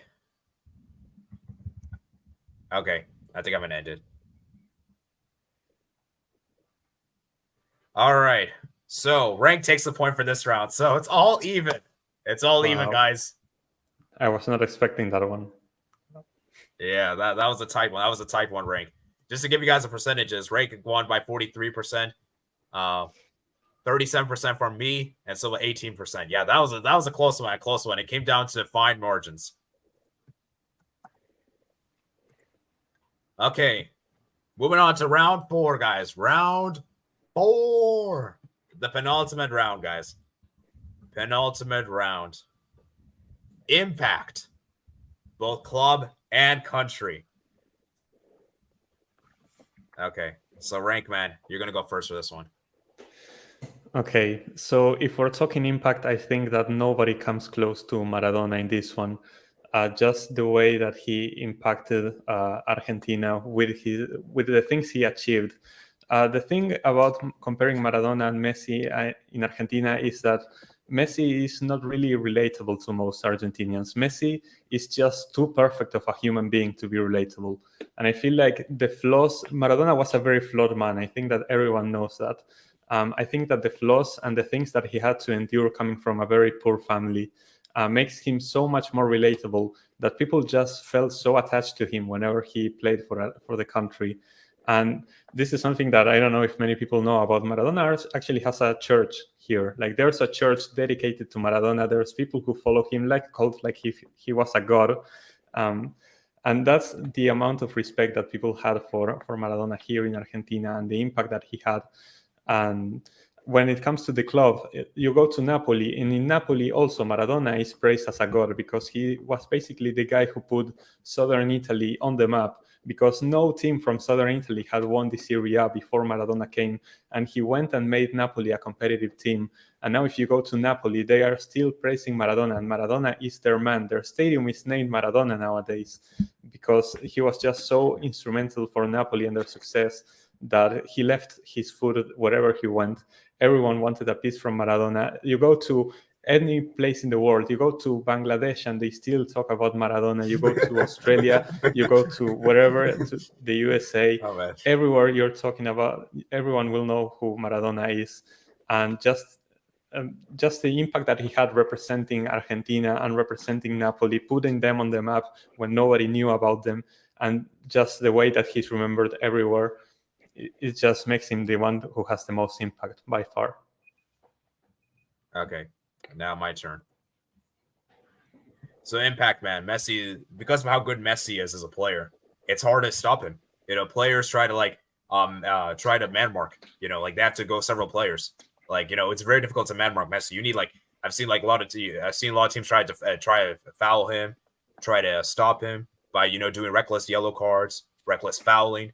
You know, and even players like the great players like Sergio Ramos, he constantly gets red carded because that's how good Messi is. You know, Messi is so good that it's just hard to stop him. You know, and he is such an amazing player that he's famous worldwide. You know, when you look at the parts of the world, people that don't even follow football/soccer know Messi because that's how famous he is. That's how amazing he is as a player. You know, and it shows how amazing you are as a player. If you're talked about, even when people don't even follow the sport like that, you like amount of impact. It just shows how famous you are. You know, you look at Asia as well. You know, in fact, a lot of people in Bangladesh and India, they support Argentina, not really for Argentina, but for Messi. You know, they want Messi to win it. You know, a lot of people want Messi to win a trophy. You know, I even remember for the Copa America 2019, there were some Brazilians that wanted Messi to win the Copa America over Brazil, which shows how amazing Messi is. That shows the impact he's had. So, yeah, I just think for Messi, man, his impact in the game is profound, and I don't think we're going to see many players like Messi ever again in the future. I think his impact is unbelievable. So, yeah. Can I say quick counter argument that Bangladesh and Indians often support Argentina because Maradona dunked on England, who was their previous colonizers? Just saying, that's the reason. Quick counter argument. Are you sure about that? Yes, I'm sure. It's because of Maradona. Okay. Maybe. Okay. All right. So, it's your turn. All right. So, Pele's impact. This one is just on football overall, or club or just his club. Which one? Club and country, we said. Club and country. Okay. So basically, obviously, Santos, they weren't really a big South American club overall. Pele came at a young age. He showed the world why he is the best player in the world. He put Santos on the map of South American football. And then with the national team, at a young age, he brought Brazil their first ever World Cup. And from where he came from, he used to be a plumber plumber, plumbing toilets as a kid. He went from that to being the best player in the world, winning Brazil not only one, but like another World Cup, put them on the map. And on top of that, it was like he was just that good that European teams, they wanted to invite Santos to Europe to play against them for quote unquote friendly matches, but those were not really friendly matches. They put on their strongest teams to face Pelé, and Pelé easily like put 3 past them, 2 a brace, even scored 4 past Barcelona in a friendly match at the Camp Nou. And he was just that big that like with Messi, like people who didn't know soccer or football, they still knew who Pelé was. Like Muhammad Ali, he was like he knew Pelé because of how big he was. He was all over the news because of how good he was. And when he went to Europe, like players like Beckenbauer, Bobby Moore, Di Stefano used to say like this guy is the best player in the world. Di Stefano even said this guy was much better than he was. And the influence he had on the country, he's the reason why Brazil are where they are right now with all these talents. And on top of that, Maradona was a big fan of Pelé. All right, now it's time for the vote. Okay.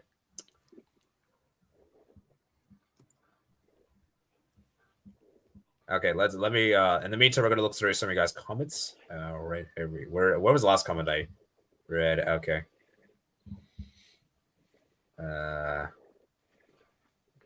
Okay.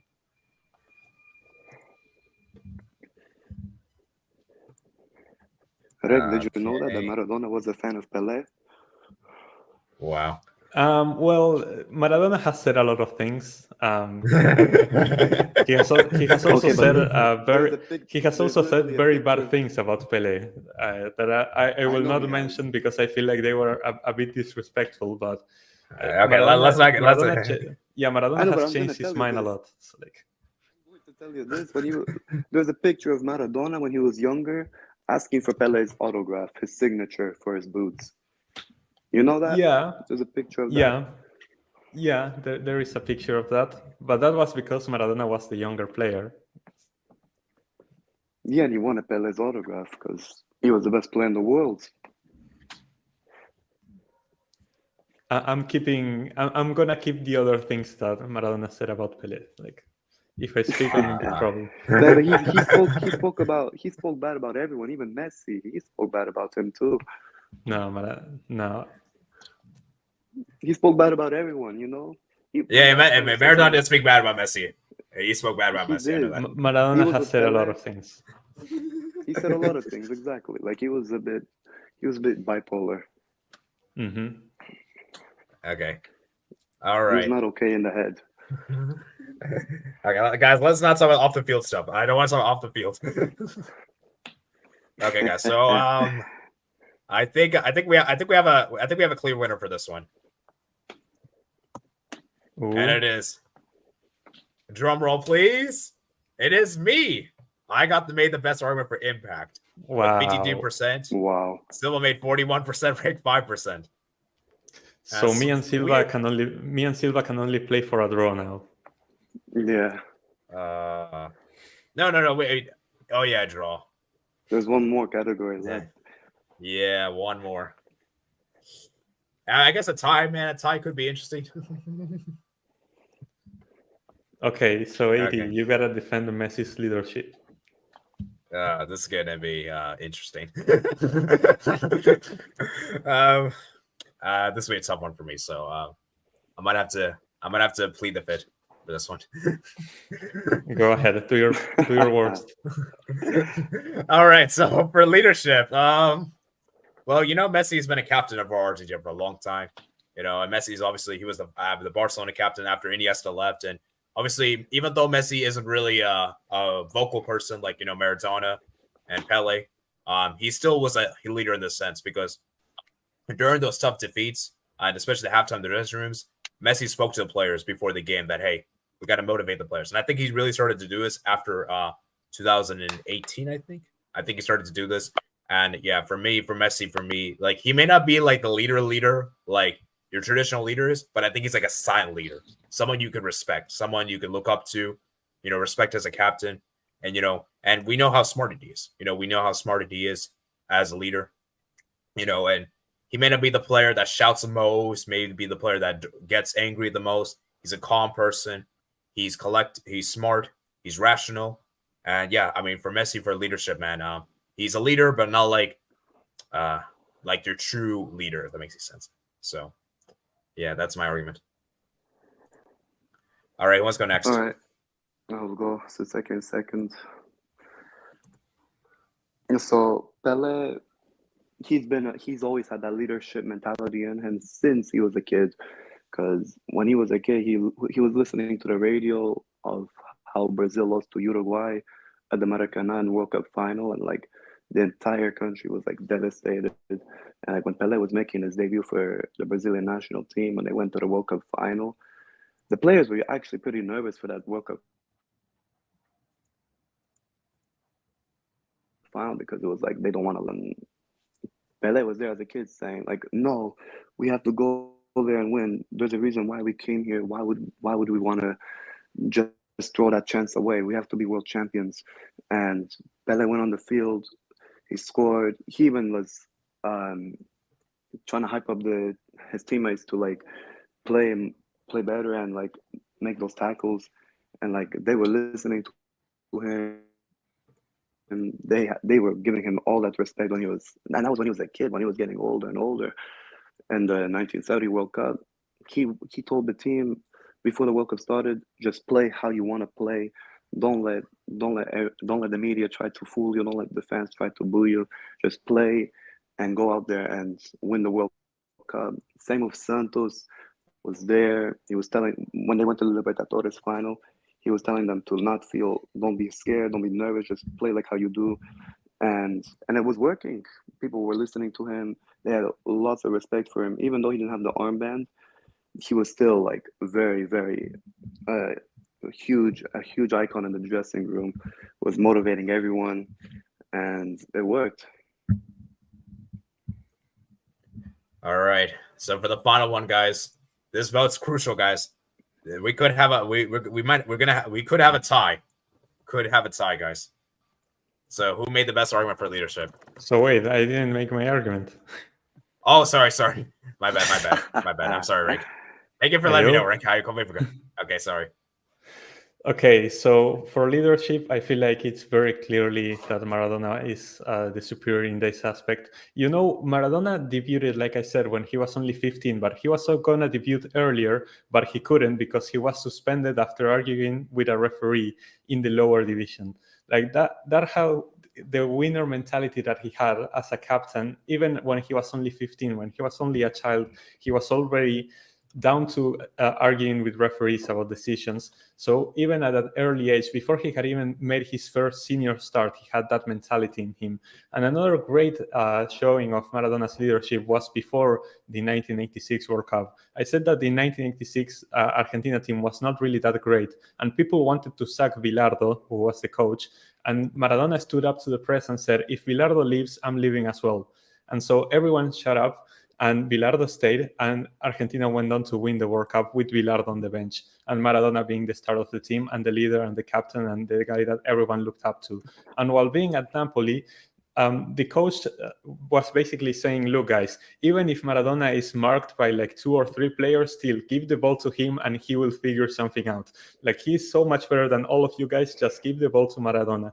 And whenever Maradona said something, it was done because he was the leader. He was the captain of every single team. Even if he wasn't the captain in his earlier Argentina career, he was still the leader on the pitch, and everyone looked up to him and everyone did whatever he told them to do.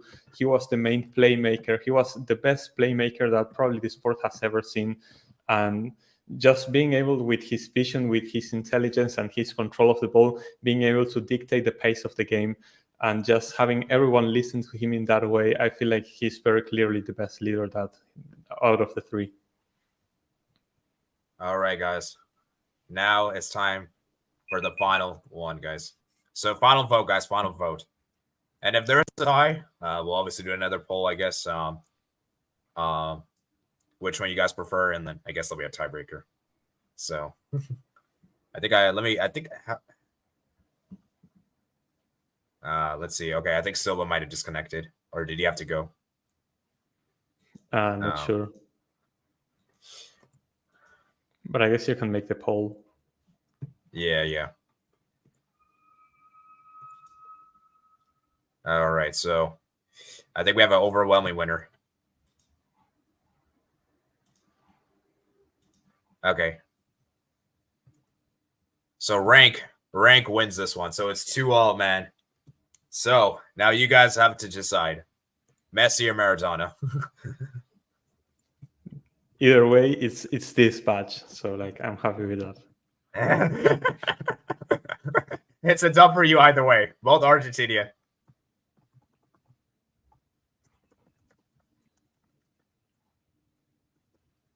All right, then we're gonna wrap it up here. We'll do a quick bench and then we're gonna head off, I guess. Yeah, nearly making 2 hours. Jeez. Oh man.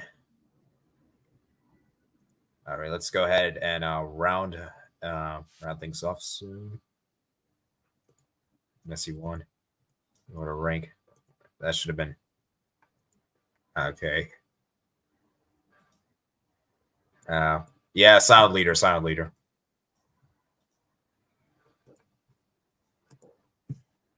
All right.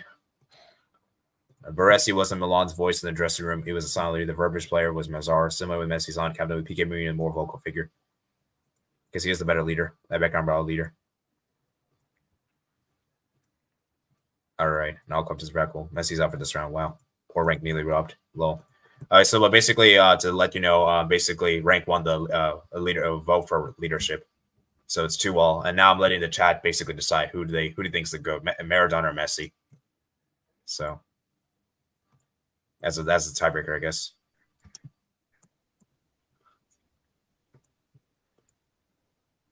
Okay.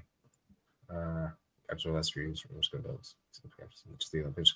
Mr. Bank Purple, 80 order. Rank 2 are good. Rank 1. What my weight? It would go 81. Rank 2. Silva 2. What's the matter? I don't think any of us saw Maradona play low. Dang, Messi losing. I'm voting Maradona based on all 5 of ranks argument. The only one I think was wrong was Impact. I think probably should have won Impact. Yeah, honestly, I if I'm being honest, I don't think I should have won that round. Hey man, this was decided by you, chat. So like, this was a democracy. Yeah, you cannot go against democracy. Like, it's what it's what most of the people voted. Yeah, no, I know. I'm just saying is that if I voted, I wouldn't have voted for myself. I'm saying that. You know. Okay. They go to Enkuit. Now Koya Konyu. Yeah, I think we put him in the I think we put him in the you should have been there for the Africa debate, man. That was fun. I'll vote for Messi. Pele should win Impact for real. Like, go table. Pele 1, Messi 2, Cristiano Ronaldo 3rd, Maradona 4th. Ronaldo over at Maradona? Not for me. I don't agree with that, but hey, respect to you, Matt. I don't even have Ronaldo in my top 3. All time. Honestly, I think for all time, I think these 3 players are my top 3 all time. To be honest with you. Yeah, same here. I don't even. But have, Ronaldo is the 4th, definitely. I don't even have Ronaldo as 4th. Okay, that is disrespectful. I think Ronaldo is very clearly the 4th. It's not. It's not disrespectful. No, it is. Well, let's save it for the European debate. Let's save it for the European debate, guys. The European debate's gonna go crazy. Like, Ronaldo's not top 5. He is. Come on. I don't have him up there. I don't have him top 5. Okay, so how are you guys voting, man? 18 votes. Okay, how do you have 18 votes and 9 people? Wow, AD actually cheating again. This is like... No, dude, I'm not even voting. I'm not even voting. AD paying the bots to pay. Okay. I'm not even voting. Are you guys using like alt accounts or something? Oh man, AD paying the bots, paying the refs like Messi did for the World Cup, winning his votes. No. Let's. No, not like this. Oh man, just like Messi paying for the votes for his Ballon d'Or last year. Okay, guys. Oh man. All right, so I'll give another minute. We have 19 votes.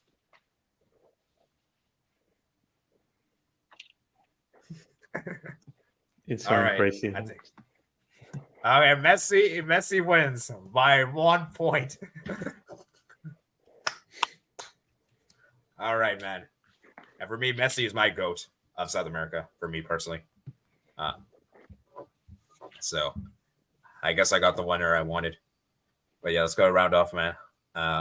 You're choosing between some of the football best players. Let's call it draw, guys. Some arms, my Maradona, some stuff for the handball. Come on, man. The hand of God, man. Oh, yeah, I forgot Matt's. Oh, yeah, never mind. CR7 top 2, I don't care. Maradona has to be top 3, but Maradona for the stream wins. Okay, now I'm CR7 in the top 5. I know CR7 top. Okay, 500 is crazy, man. 500 is absolutely crazy. 500 is incredibly crazy. My cousin doesn't want to come out. No, box trimming. No. Maradona was winning. Again, sooner. This is just really winning. 9 viewers, 18 votes. I should have voted for Maradona. Messi's my go-to. Someone cheated. Let's cope. Let's cope. Less Copa final goals for Messi than Richarlison. Yeah, you know Richarlison's actually the GOAT, guys. Right, Silva? Richarlison, man. The true number 9. I mean, hey, Messi played in more Copa America finals and still didn't have a goal. Meanwhile, Richarlison, he has 1 and 2. And people say, wait, don't tell me Richarlison. Wait, don't tell me Richarlison's more. Wait, don't tell me Richarlison has more Copa America final goals than all 3 of our players. Wait, he does. No, Wait, he actually does. Oh, no, he doesn't. No, he doesn't. He doesn't. Wait, he actually does. Pelé scored in the Copa America. Pelé. No, I said final. In a final, Copa America final. Brothers, a very uncomfortable conversation is going to take place. Oh my god. Okay, guys, so let's do a quick bench. Okay, let's do a quick bench, then we're gonna head off, guys. Quick bench, we're gonna head off. Oh my god, this is crazy. All right, guys, quick bench. Okay, so R9's gonna be our bench. Oh, Rank, I forgot to mention to you. Does Zanetti make your bench? Forgot Javier Zanetti, man. Yeah, I feel like Javier Zanetti is probably gonna be also one of the best right backs of all time. Obviously, his career with the national team was a bit unfortunate because he played at a time where Argentina didn't win anything despite having amazing teams. And somehow he wasn't called up by Maradona himself for the 2010 World Cup, despite him winning a treble with Inter that season. So, like, the less I say, the better. But yes, Zanetti, fantastic right back, obviously. I think he makes the bench. Oh, yeah. Silva, are you okay with... Carlos Alberto as well. Ooh, this is tough. And then what about Mascherano, guys, as an honorable mention for the DM? There's better. Like, Redondo would make it. Redondo would probably be better than Mascherano for CDM. Okay, so what bench should we do, guys? Let's do R9. R9 has to be the bench. Do you guys agree with that? Yeah. I will have Neymar on the bench. Neymar. It's not even controversial. Like, Neymar deserves to be on the bench. There is a lot of Neymar slander out there. Like, that's... Like, I don't get it. He's Brazil's all-time top scorer. Okay. AD, what is it about Neymar that makes you doubt? Okay, fine. I'll put Neymar for you guys. Okay. No. If you have arguments, like, I'm willing to listen. But okay. I'll put Neymar on the bench. Okay. Let's move on. So let's see. We got to get some defenders in there. So if you're gonna do the right back, it's between Carlos Alberto and Zanetti. I feel like Di Stefano probably has to be on the bench. More midfielders. A lot of people are saying Kaká, but like, Kaká was amazing, but if you're saying like, Kaká, we didn't put Socrates. Yeah. Like, nostalgia bias is kind of crazy because, like, if you put Kaká, you got to put Neymar. Neymar was a better player than Kaká was. The thing is that people are saying Kaká because Kaká won a Ballon d'Or and his prime was amazing. But the thing is that Neymar was better than Kaká, but Neymar had to collide with Cristiano Ronaldo and Messi. Exactly. It's not the same. It's not the same. Exactly. And people saying like, oh, if he stayed at Barcelona, he would have won a Ballon d'Or. Like, I doubt that. Messi still would have won his Ballon d'Ors. Ooh, a lot of people say, yeah, okay. Nah, the Neymar disrespect is so crazy, bro. What is this, chat? Oh man, a lot of people are mad. A lot of people want Kaká on the 11 in the bench. Terry saying Kaká was the last player to win the Ballon d'Or that wasn't Messi or CR7 until Modric. I know, Yeah. but because Messi and CR7 are so insane, it doesn't make sense. People don't realize we're never gonna see something like Messi and CR7 ever again. Two players that are so mind-blowingly ahead of everyone else. Like, okay, guys, you had that season where Real Madrid scored more than 100 goals in La Liga. CR7 scored 48 goals in La Liga, and he still didn't win the Golden Boot because Messi scored 50. It doesn't make sense what those guys were doing. Like, you cannot compare Neymar or Kaká to that. Like, it doesn't make sense. You're being unfair. Okay, I'm gonna, you know, as a person that tries to compromise, what about we put Neymar, Ronaldinho, and Kaká on the bench? That's gonna be a big bench then, because then we gotta include the others. Well, actually, how many players do we put in our bench? Not sure. Well, benches aren't really. They're normally like not that huge.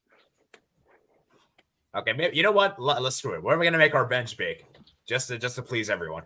Okay, put all three of them, but I'm just gonna say this right now: Neymar number 1, Ronaldinho number 2, Kaká number 3. Facts. Okay, I'll make the bench big just to please everyone. Please everyone, okay? Okay, then you gotta put Socrates, Gerson.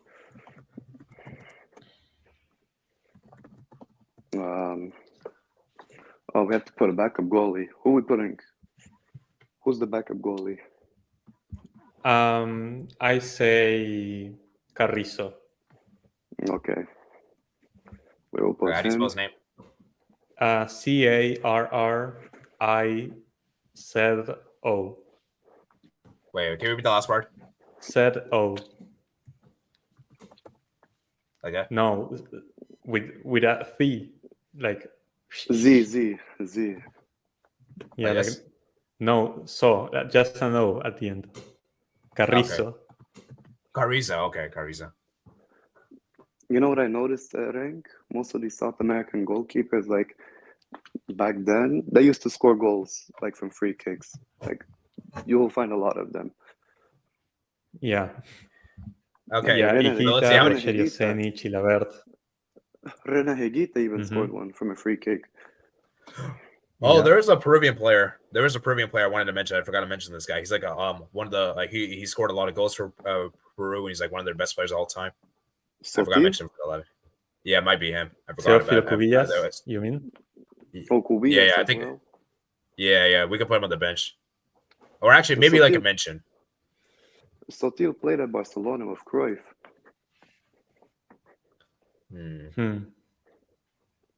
Yeah. Okay. Let's see how many players we have. So 1, 2, 3, 4, 6, 7, 8. You got to get 3 more players. Let's make this diverse. Let's put a Uruguayan player in here. So let's put Francescoli. No, but we need to put defenders. We have no defenders yet. Oh yeah. Well, okay. Can we put put the Uruguayan center back that they mentioned? Godin? Way back. No, Godin. Jose Andrade. Yeah. With E at the end. Okay. Is there any all-time players from like Bolivia, Venezuela, Paraguay? I mean, Paraguay, you know what? They had a goalie. Hey. Well, Chilabert, yeah. Actually, should we put those 11? No, I don't think so.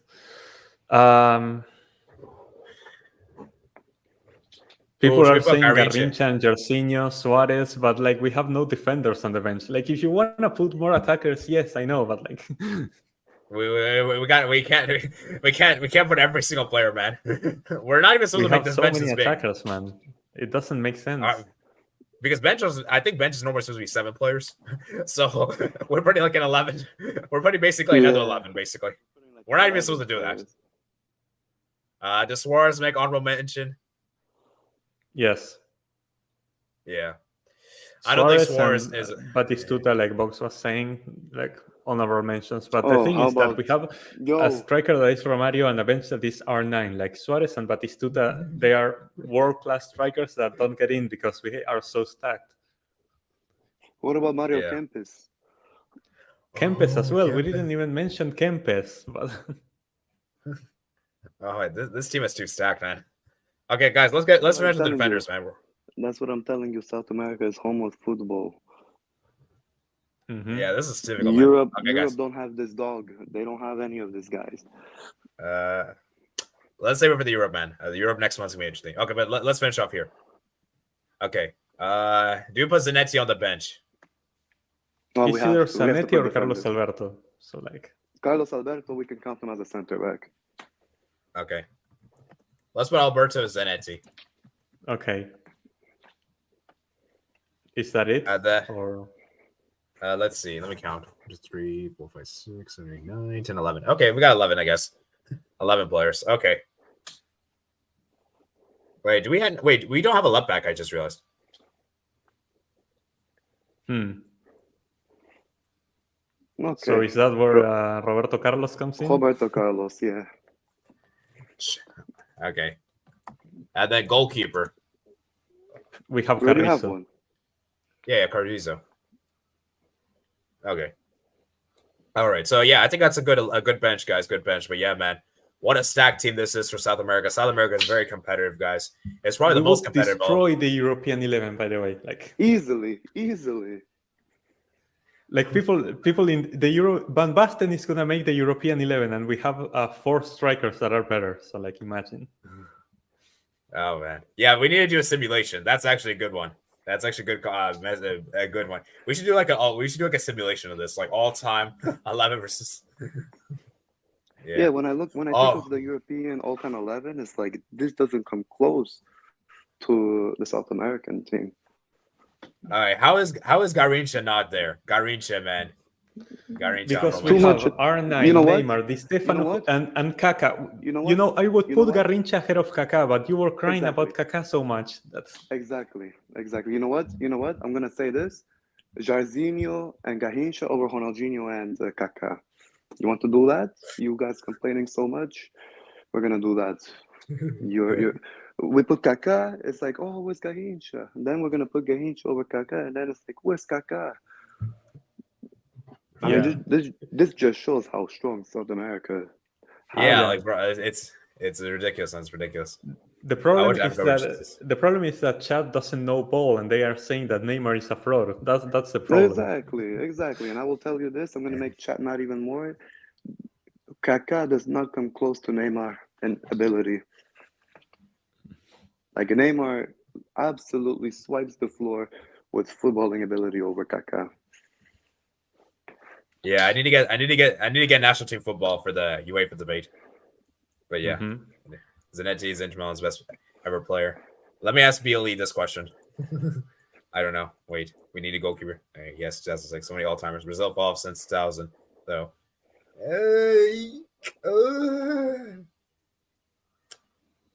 I mean, can you argue against that? Like, what a World Cup? Yeah. I mean, that's just overall. That's just football overall. Like, many of these national teams declined in terms of quality. Yeah. Brazil produced goalkeepers Towerful, Gamar, Ellison, Cesar, Ederson. I'm sorry, Ederson's not all-timer. Who invited Ederson? Okay, but Dida as well. Who invited Ederson? Hey, check ESPN Brazil poll from a few years ago. Brazil public had Kaká ahead of Neymar. The Brazil people spoke. Nah, bro, nah. Yeah, because that was 3 years ago. They don't. That was 3 years Neymar, ago, though. bro. They don't like Neymar. And remember, that was 3 years ago. 3 years ago. Like, ask now, man. As now. Like, listen, if Neymar wins the World Cup, they're going to all jump on the bandwagon and say, "Oh, we always prefer Neymar." Mm-hmm. Like they It's did like with with Messi. Yeah. it's like with Messi in Argentina. Like they used to hate him because he did nothing, and then after he won Copa America, they all loved him. They went on the bandwagon. Okay. I assume there's no criminals taxes list. If not, Barcelona have a sort of right back to this combo. Oh yeah. Oh yeah, Yeah, then yeah, always yeah. can be in this one. Yeah. Shout out to Prison FC. I mean, hey, listen, Maradona was also a criminal. Okay. Okay. Nah.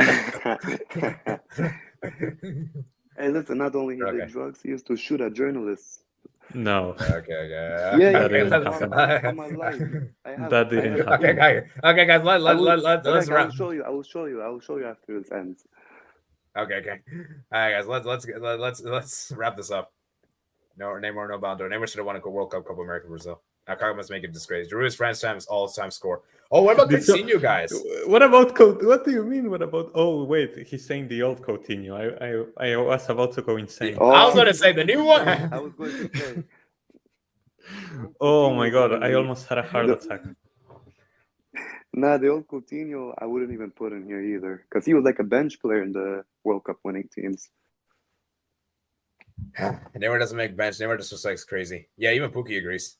Mascherano's center. Oscar is unfortunately. Mascherano plays center by Barca so much. We're not over Mascherano. I mean, yeah, the thing that you were saying about Mascherano, we will also have like Kun Agüero in this conversation too. Yeah. You know, Kun Agüero is not even top 5, and that's crazy enough. That just shows the quality that South America has. Okay, Rivaldo. And then Pookie's to go. Messi scored a couple of break final. Pele, Messi, Maradona. Maradona, Pele, Messi. Rivaldo, yeah. Another player. Rivaldo's another player better than Kaká. Or Jonathan more goals. Messi. Okay, guys, let's round the stream up, guys. Let's round the stream up. You know what? It might be Silva. It's the nostalgia glasses. These people That's are what all I'm like saying. 25, That's what I'm 26. saying, man. Yeah. Everyone in the chat, saying. put your age. Put your age in the chat, and I will decide if your opinion is valid. No. Let's not do that. Okay, guys. So we're gonna round up here, guys. Man. We're gonna round up here, guys. Hope you guys did enjoy a very long debate, 2 hours, man. I'm exhausted. This was a crazy debate, and let's look forward to the last continental debate, Europe, because I'll be honest with you, I'm not doing OFC debate. So sorry, OFC. Okay, so yeah, I'll see you guys. Remember, guys, like and subscribe, and peace.